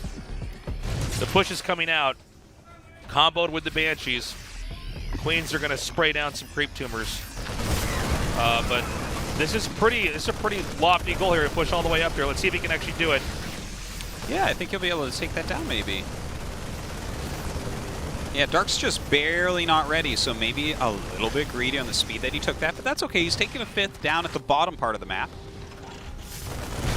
Now, of course, when you take a forward 3rd like this, generally your rally is actually what protects it for you, and that's part of the reason why you keep so much pressure on.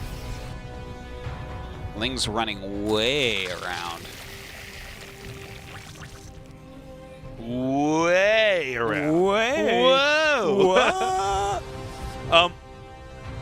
Hold on. He's actually going to be able to push through here. You said he would never even see this base stasis. I lied. I'm from the future. I knew he was going to see this. Sorry. He kills this off. No problem. Right when the Baneling's finally going to here, he picks up. Wow. He's going to ditch the tank. And where's he going to go? Oh! So good. Right over here. Oh, maybe not as good as I thought it was going to be. Okay, was actually dropping off a few more Marines than I think he should, but that's okay. That was a great move from Maru. Look at Maru's supply right now, man. Yeah, 70 workers, keeping that supply up, keeping those upgrades rolling, and now he's going to go for a drop at the new 5th of Dark. And Dark's like units are so far away from there. Now, I don't know that Dark's going to be ready for this at all. I think it's Larry's been so ignored. He can kill so many drones. Oh, dude. Yeah. Oh no, that's up at the top. Okay, so this one at the bottom though. Yeah, I think this is going to do amazingly. Okay, here he comes. Get ready for that stim. I don't know. We see a line of units. There it is coming down here. But I think you can take this out. Yeah, just right-click on it, pick up and get out. Yeah, this is actually. There's a lot of ways to attack a base. Sometimes you'll see people shoot down workers and then try to get it. That's when they're so confident that they can win the fight. When you see them targeting down the building, they're really. Yeah. It's risky because if they don't get the building, you lose units and you haven't done anything. Yeah. So that's the worst thing. When you see play like this, everything that Terran does has to be perfect. Right now, it really is. He is outplaying Dark massively on this map. He's way ahead at the moment. Ultras are on the way, though. Oh, he never got +2 armor. He's of course, it was a stifled upgrade, let's not forget. 13 medevacs out right now. Wow. Jesus. That's a lot of sustain on this part of the map. Do we have any tanks here? No. I guess there's just none. But he's going to use the Banelings to absorb most of the blows. Okay, he decides to run when he sees there's an adequate number of Banes. But meanwhile, over here on the southern platform, he's going to try to push in here as well. I gotta say, I do wonder here. Like, Maru is playing amazingly. It really feels like he is in a great position. But as we hit Ultras, this army is not really suited for killing Ultras, but it is suited for multi-pronged stuff. So it's kind of a battle of, can Maru hit everywhere at once while Dark tries to defend? It is physically impossible, by the way, to kite both locations at the same time. So this is insanely difficult what Maru's trying to do. He's trying to hit both locations and win both fights. It's very, very hard to pull off. But so far, I mean, dude, up here at the top, this is quite a lot he's pushing through with. Yeah. Those rocks on that ramp really giving Dark a bit of a headache. Great surround by those Zerglings, though, all over Maru's army right now.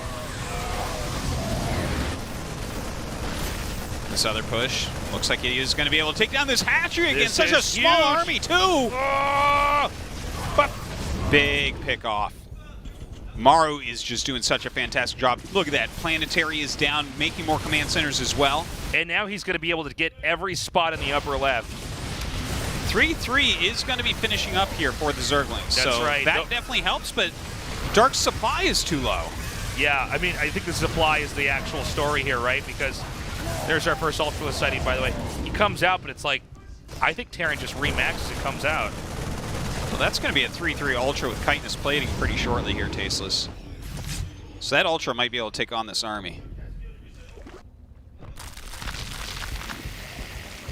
Okay. I mean, Dark is not dead, but I feel like the momentum here is just getting kind of crazy here for Maru. I mean, he's really exploiting this double platform feature on this map. He's doing a great job. He's just absolutely everywhere right now. Looks like he wants to hit this top right once again. Where are Dark's units? You see all of them flowing up, but a second army going after this hatchery right now. Throws down some Liberators as well. Looks like Dark is going to send the majority of his forces to this top right. Oh, the splitting is so good. Well, he loses this hatchery during all, so he really has to save the space over here, and he will do so.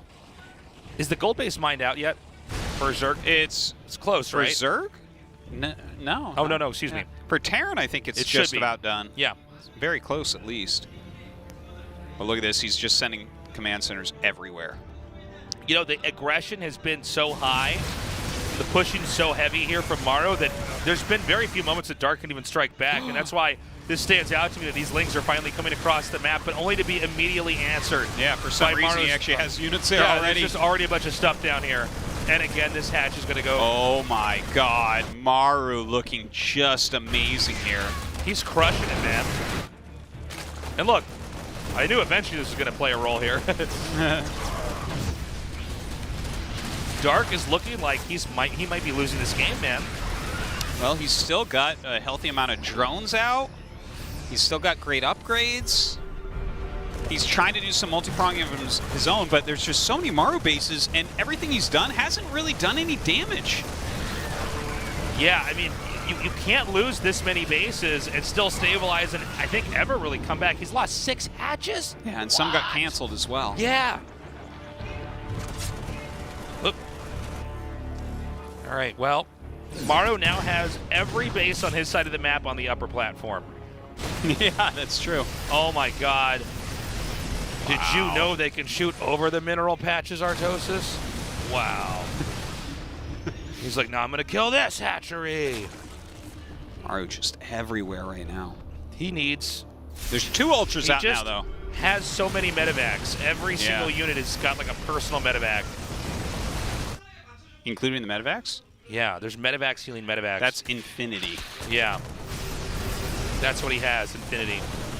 Unless you just pair medevacs with each other.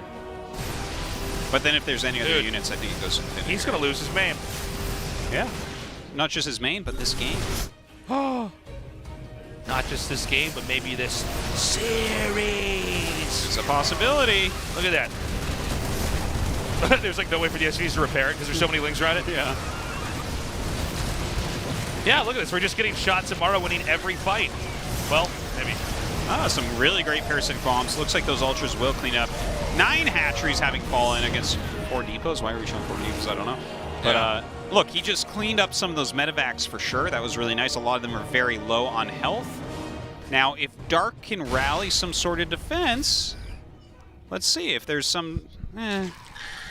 Is there any way to come back here? I think Maru's just a little bit too far ahead. This is crazy.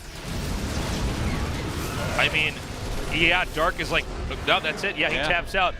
3-3. 3 plus 3 adds up to, wait a minute, 6? But that means we're going to go to game 7? 7 games in a 7-game series. That's the same number as there are deadly sins. It's also the luckiest number. That's right. Because it comes up on 2 dice more than any other number. It's also the number of the best Final Fantasy game. No, it's not. Tasteless, that's not true. Listen, guys. I love a big sword and a guy with guns for hands. My name is Tasteless. That's what I do say that. Hold on. They're going to throw me on camera. My cord's stuck. And I can't get it off. And I don't have my blazer on. And they're telling me to put the water bottle down. Okay. Oh, that was close. I can't trust a guy like this. You know what happens if they see me without my blazer on? They're going to find out there's like little holes cut in here for my nipples. He doesn't like the scratchiness. Yeah, he doesn't like the scratchiness. It what can you say? chafes me when I'm casting. Yeah, yeah. Because when I go GG, I pull on my blazer because I go GG, and it hurts. Yeah. But you guys can't see that. So we're in game 7. We've finally done it. We tried to use tape, but yeah. Yeah. But it hurts to remove. My chest is too hairy. We did it, guys. We're in game 7. Well, I would say Maru and Dark did it. No, we did it. We should take full credit for what we've done. That helped them on. It was our cheering. It was our spirit energy going out. We took those potato spirits and paid them kill forward. That potato. They hold it down like this, and they suck the last breath of air out of it before they turn it into French fries. His little potato eyes are there looking so scared. People that missed the first half of the show don't know what we're talking about. Yeah, they have no idea. Yeah. Well, you won't know. It's your fault for missing the first half of the show. Where were you? They're like, I was buying toilet paper at the grocery store. Stay home. Yeah. Take a shower after you poop. Okay, get your priorities straight, okay? You can do it. You can do it. I don't want to take 4 showers a day, Tasteless. By the way, although we have not had the toilet paper shortage here, I have had more experiences where I've been in the bathroom somewhere public and there's not toilet paper there. That always happens here. But it's happening more to me. Huh. Where I'm pooping somewhere and I'm like, there's no toilet paper in here, and if I'm not out with my friends, I guess I just wait in here until I'm dead. Like, they're just going to find a skeleton on the toilet. Like, I can't. That's just it. How did he go? Well, there was no toilet paper, and he didn't want to walk home. So here I am. Yep, that's what happens. It's too bad. It's rough. So we're here in Game 7. Okay, Game 7, World Champion versus best Terran of all time. My I like heart it. says Terran player. My huge brain says Zerg. Wow. It's huge. It's Gigantic. getting bigger. The wrinkles are forming out right now. It's pushing on my Yeah. skull. Ah! I'm so smart. Oh, it hurts. Well, what people don't know is that you have a second brain just like a stegosaurus. It's and in it's my right above tail. your butt. Yeah. Hear those drums? That's Game 7 drums, guys and gals. Dun, dun, dun, dun, dun, dun, dun. Right. Those are the guys in Mad Max banging on the drums. Well, these two Caster deserve Tasteless that. with his guitar, also blind. Flames are coming out of it. It's the only way to be brave enough to play like that. That's right. Okay, Zen, our 7th set. Anything could occur here. Yeah. I have no idea because these two have already thrown everything at each other.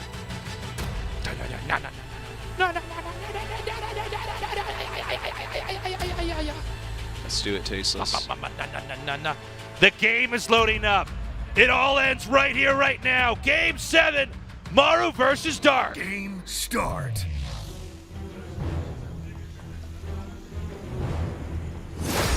Jin Air Green Wings, Maru.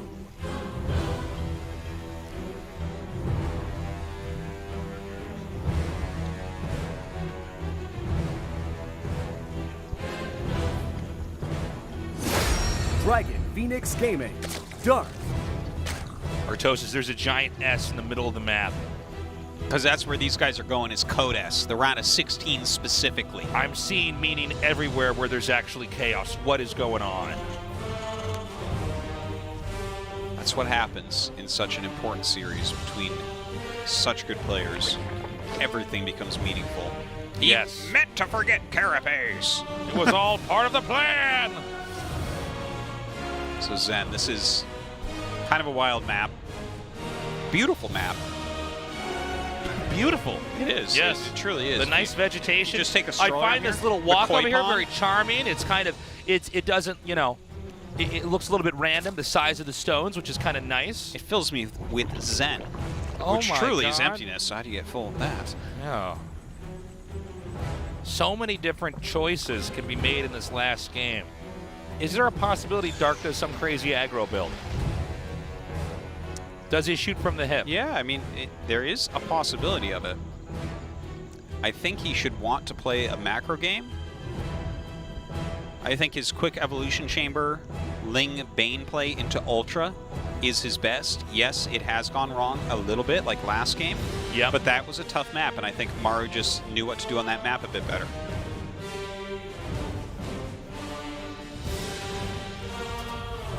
Now, for Maru here, I mean, let's not forget, guys, you know, out of the 3 games he won, the 2 are on the kind of abstract maps. Can he beat Dark on a more, I mean, this is a map I would say is more in the realm of like our standard maps that we have here, at least Closer, for Legacy yeah. of the Void games. Closer than Golden Wall, that's for sure. Yeah, And purity in industry. yeah. Now, I'm not even going to talk about this Reaper here. I've done it too many times, TVZ. Hold on, let's see. Where's my red Ling? He's coming. Oop. No, we're not going to get a Oh, red one this time wow. because Orange? we went 3 yellows. That's right. So that's an issue. It's supposed to be 2 yellows. No, wait.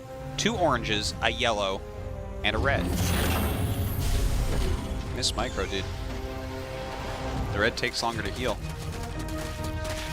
Reaper comes up, is bounced back out. Are we going to have the Banshees with the cloak again? That's been a big idea that Maru's been toying with here a lot. 1 to 2. Again, best of 7. Randomizing build orders is the most important. It is important. I would love to see BC, to be honest. Cloak Banshees, he's been up and down with them a little bit. But let's watch where the Evos come down and where the, yeah, it is going to be Banshee. You're right. I did it. Okay. So from here, we got to see which bases is Dark going to be taking and can Maru push them down. This map is shaped in kind of a weird way because you're wedged in the very corner here, and there's a couple immediate bases that are very easy to take and very hard to push, but after that, you're actually expanding pretty more closely towards the Terran. Yeah. which would generally lend itself towards a map that Terran could push on. For instance, the upper right of the previous map on Golden Wall, that's like really hard to push, so it's crazy that Maru did that. Yeah. This map should be more pushable. That's for sure. Okay, same timing Rochefort in this game as Period Industry, I believe. Look at this Reaper. Is he actually going to move over there and see the Warren? Oh, what? Okay, dude, it's 10 roaches. Okay, he sees roaches Oh, popping out. wow. That rally, man. Yeah, and with the speed on the way, like, is Dark just going to, like, really go ham? Yeah, I think he was. I was talking about all these bases here. Well, hold on. He's making drones. Never mind. Sometimes you see masslings behind us, and they just try to I think that trip might you up. have been the plan, but now it can't be. I think he's ditching it because he got spotted. Yeah. Well, even if that might be better for him, right? There's a Banshee here. Was he going to be able to really do very much? Well, Maru right now investing into late game. Double eBay tells us he's in this game for the long run. But there's no Evos coming up. That's a good point. So and there's a layer coming up before any evolution chambers. Yeah. I'm not going to overjudge that, but I'm just wondering, like, are we going to see something crazy come out? Because if we don't see Evos soon, it's going to get far behind. They have to be real soon, like any second now. Yeah, no, seriously. You don't really want to start your Evos any later than your opponent starting 1-1. What would he want to do if he doesn't get Evos? It would be like a Nidus. Okay, there's the Evos. Okay, well, there it is. Okay, good. Yeah, because if you're not going for evolution chambers, then you're not getting upgrades, which means nothing you do will matter in a few minutes because your opponent's upgrades. Yeah. His units will kill your units, and that's it. And yours won't do anything. So yeah, it would have to be. That would be the only all-in quick enough to make it so that the upgrades didn't matter. Anyways, evolution chambers on the way, so not a big deal. It's just it's slower in comparison to Maru than most of the other games in the series. He was actually ahead on upgrades several times. Oh, ranged attack. Okay. Yeah. Now there's a few ways that this can be done with the 1-1 with ranged attack. Either he can go for the mass Roach Max, where he kind of bullies his way into the third base, makes you lift off and everything. Okay. Or he can go into +2 carapace, +1 melee after this, and play a more Lingbane Ravager approach that goes into Ultras. Well, normally does, but I guess it doesn't necessarily have to. Okay, the first drop is deflected. Let's see if he can actually pop down here and kill this. There's, it's very low HP. Oh, he actually fakes him out. He just whips around. He U-turns that and comes back over here. Yeah. Forces those roaches back up here. Okay, No a big lot deal. of Corruptors coming into play now as we're getting the infestation pit out as the fourth base is going to be taken. Here we go. He's going to drop over here. Yes, as well. You know, he might just want to target this down. Yeah, this is actually great. Yeah. You know, roaches are not... Actually, they're probably the worst Zerg unit for chasing drops, if you really think about it. Yeah. They're literally the worst. Yeah. Now, keeping Zerg on 3 base, I'll tell you something. Among the most important bases to get timing-wise for Zerg, it's probably the 4th. You always get your 3rd base up, almost always, unless they do that eBay thing with the Reaper. But Yeah. the 4th base is actually way more important. Let's say, in theory, Maru takes out that would-be 4th base again.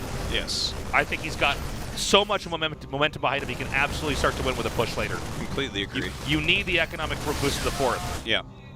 Yeah, the 4th base is so incredibly important. Speak of the devil. Yeah, he's keeping him busy over on the other side and then running in here. This Oh my is God! amazing. He went for the queens first. He'll then turn on the hatch, and he did it. Wow. Okay, this is looking really good for Maru. Huge moves from Maru here. Humanity might beat the bugs.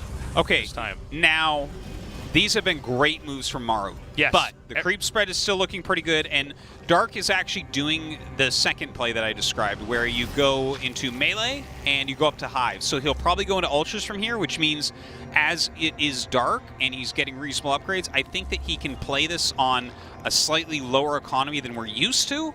But at the same time, this push from Maru coming out, if Dark commits to killing this and doesn't kill it, he's in trouble.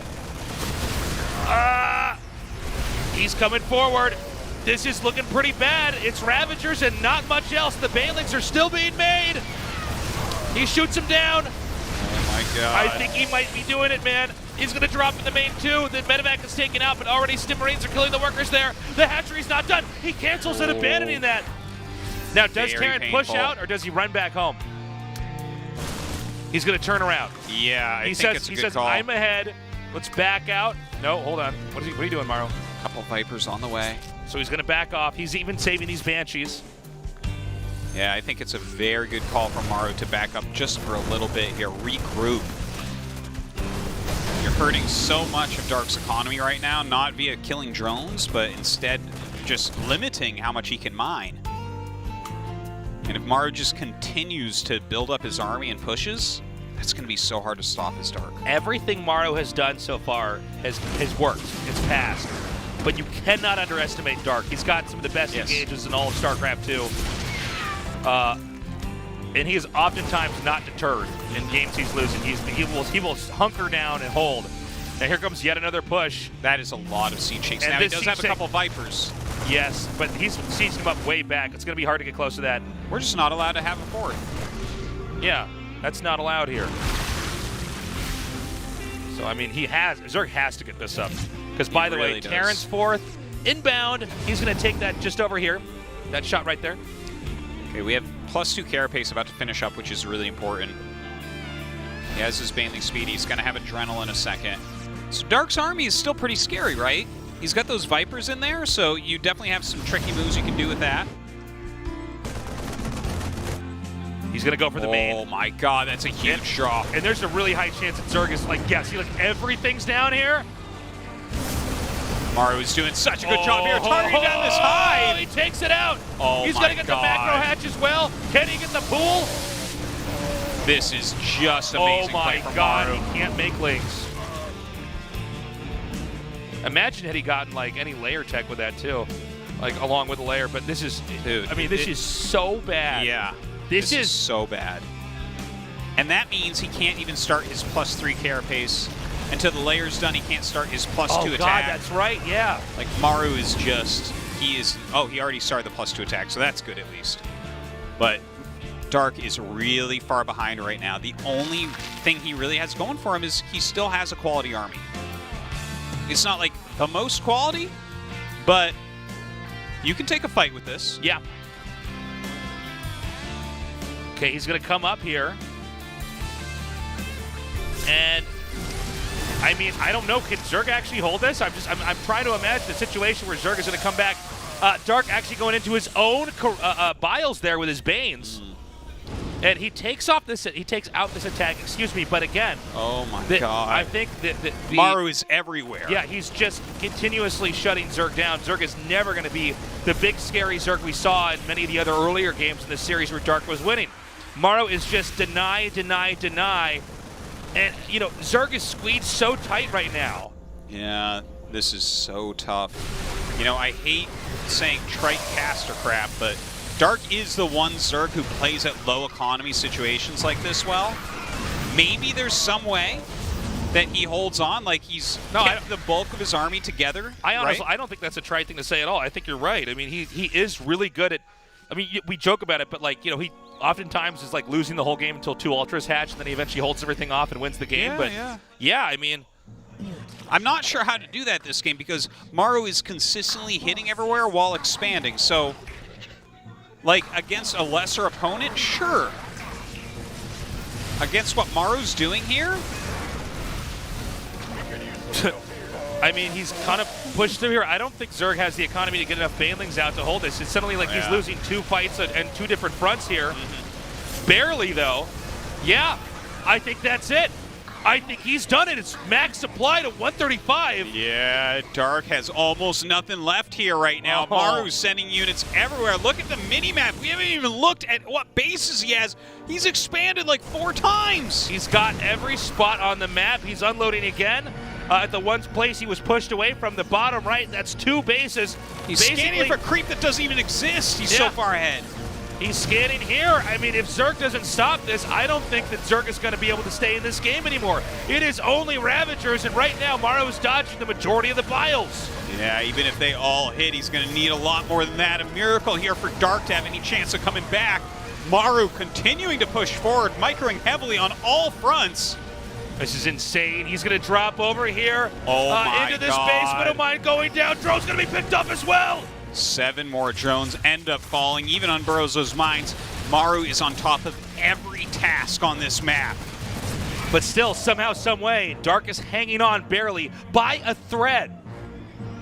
Another push coming out here. Maru basically has every single expansion on his side of the map. Yeah, he continues to upgrade as well, even getting ghost upgrades at this point. I mean, he keeps engaging with these small armies, and it's so hard for Dark to clear a small army efficiently here. Okay, he's going to push again. It's really interesting how he's pushing in 2 spots constantly. He's not investing everything in one place. Yeah, he refuses to have any sort of death ball mentality. He's really stretching the Zerg to the, the absolute most that he could possibly stretch. I do wonder, though, if it's time to just group everything up here and come in with a killing blow. But for now, a push that I don't think can really be stopped. There's just so many siege tanks. By the way, did you say Hive? Let's kill that as well. That's where the Hive is right now. He'll always attack where the Hive is. We finally figured him out at the end of Game 7. He's taking that out now. So again, Dark will have to get a layer and a Hive. That's it. GG. Maru takes it. He wins the GSL Super Tournament 4-3, defeating the world champion Dark. Beautiful play here from Maru. First Terran to win a Super Tournament since the very beginning of Starcraft 2. Just amazing play to come back there. He went from winning the first game handedly to losing 3 in a row very one-sidedly, and then winning 3 in a row to take down this championship. A well-deserved one here for Maru, starting the year off right here in Korea. It's about time. A top 4 at IAM Katowice, a victory in GSL Super Tournament. Yes. The best Terran in the world is looking to be the best player in the world this year. He's gone to the next level in an era where Zergs have been so dominant. Maru, in the best of 7 against the world champion, came out on top, overcame all odds, all obstacles, and he is the GSL Super Tournament champion. We will now go to an interview here. Pastor Park says, a lot of people must be amazed by your performance here. You were playing from behind throughout most of the series. A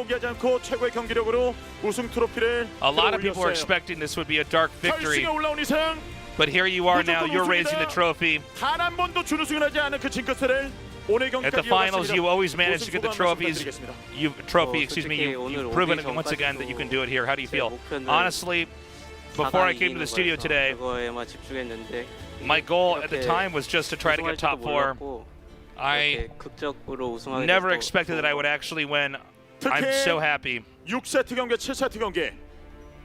동시에 3방향, 4방향 공격하고 확장 넓히고 병력 짓고 딜압하고 especially set 6 and 7, the way that you were having multi-pronged attacks was incredible. Sometimes hitting 3 or even 4 locations at a time. It was insane. Like, it was crazy how you did that. There's so many people watching. Everybody was just in shock and awe. How did you actually do that? I've only been grinding Bioterran against Zerg. If I don't use that style, it's hard to win. 끝까지 이어나갈 수 있을 거라 좀 생각하는데 자 그럼 앞으로 팬분들의 각오 한 말씀 해주시죠. So you're the first champion of any GSL tournament 2020. Any words to your fans? This is the first championship trophy for me. Super tournament, I should say. I feel really happy that I've also succeeded in this, and I'm glad that I've had some great results here in 2020. Dark is here as well. Dark. You had a very close match against Maru.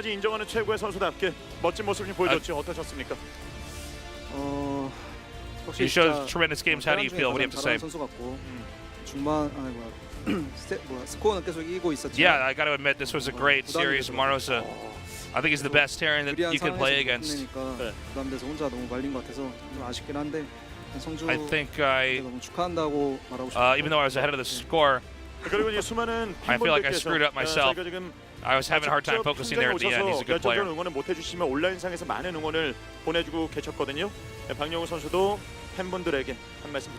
Yeah, unfortunately we couldn't have any fans on site, but I'm sure there's many more people watching online. Anything you want to say to them? 이렇게 비록 그 무관중 경기로 아쉽게 오시지 못했지만 Thank you everybody who's been watching and all my fans who supported me. 재밌는 경기 보여드린 것 같아서 Even 만족스럽습니다.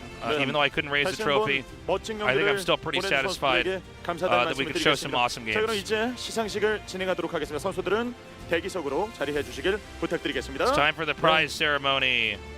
이 That 최고의 means 결승전 three 연평까지 things. 나올 정도로 이 선수들 멋진 경기를 Check. 보내주셨습니다. 그럼 Trophy. 지금부터 2020 GSL 슈퍼 토너먼트 Unnecessary bouquet of 시상식을 flowers. 진행하도록 하겠습니다. 먼저 준우승 부분의 So 시상입니다. we're going to bring out our 아프리카 first. TV 인터랙티브 콘텐츠 사업본부 최정원 who we're bringing out 본부장님이 first? I guess it'll be 수고를 Dark, right? 해주시겠습니다. Yeah, Second place second first. place.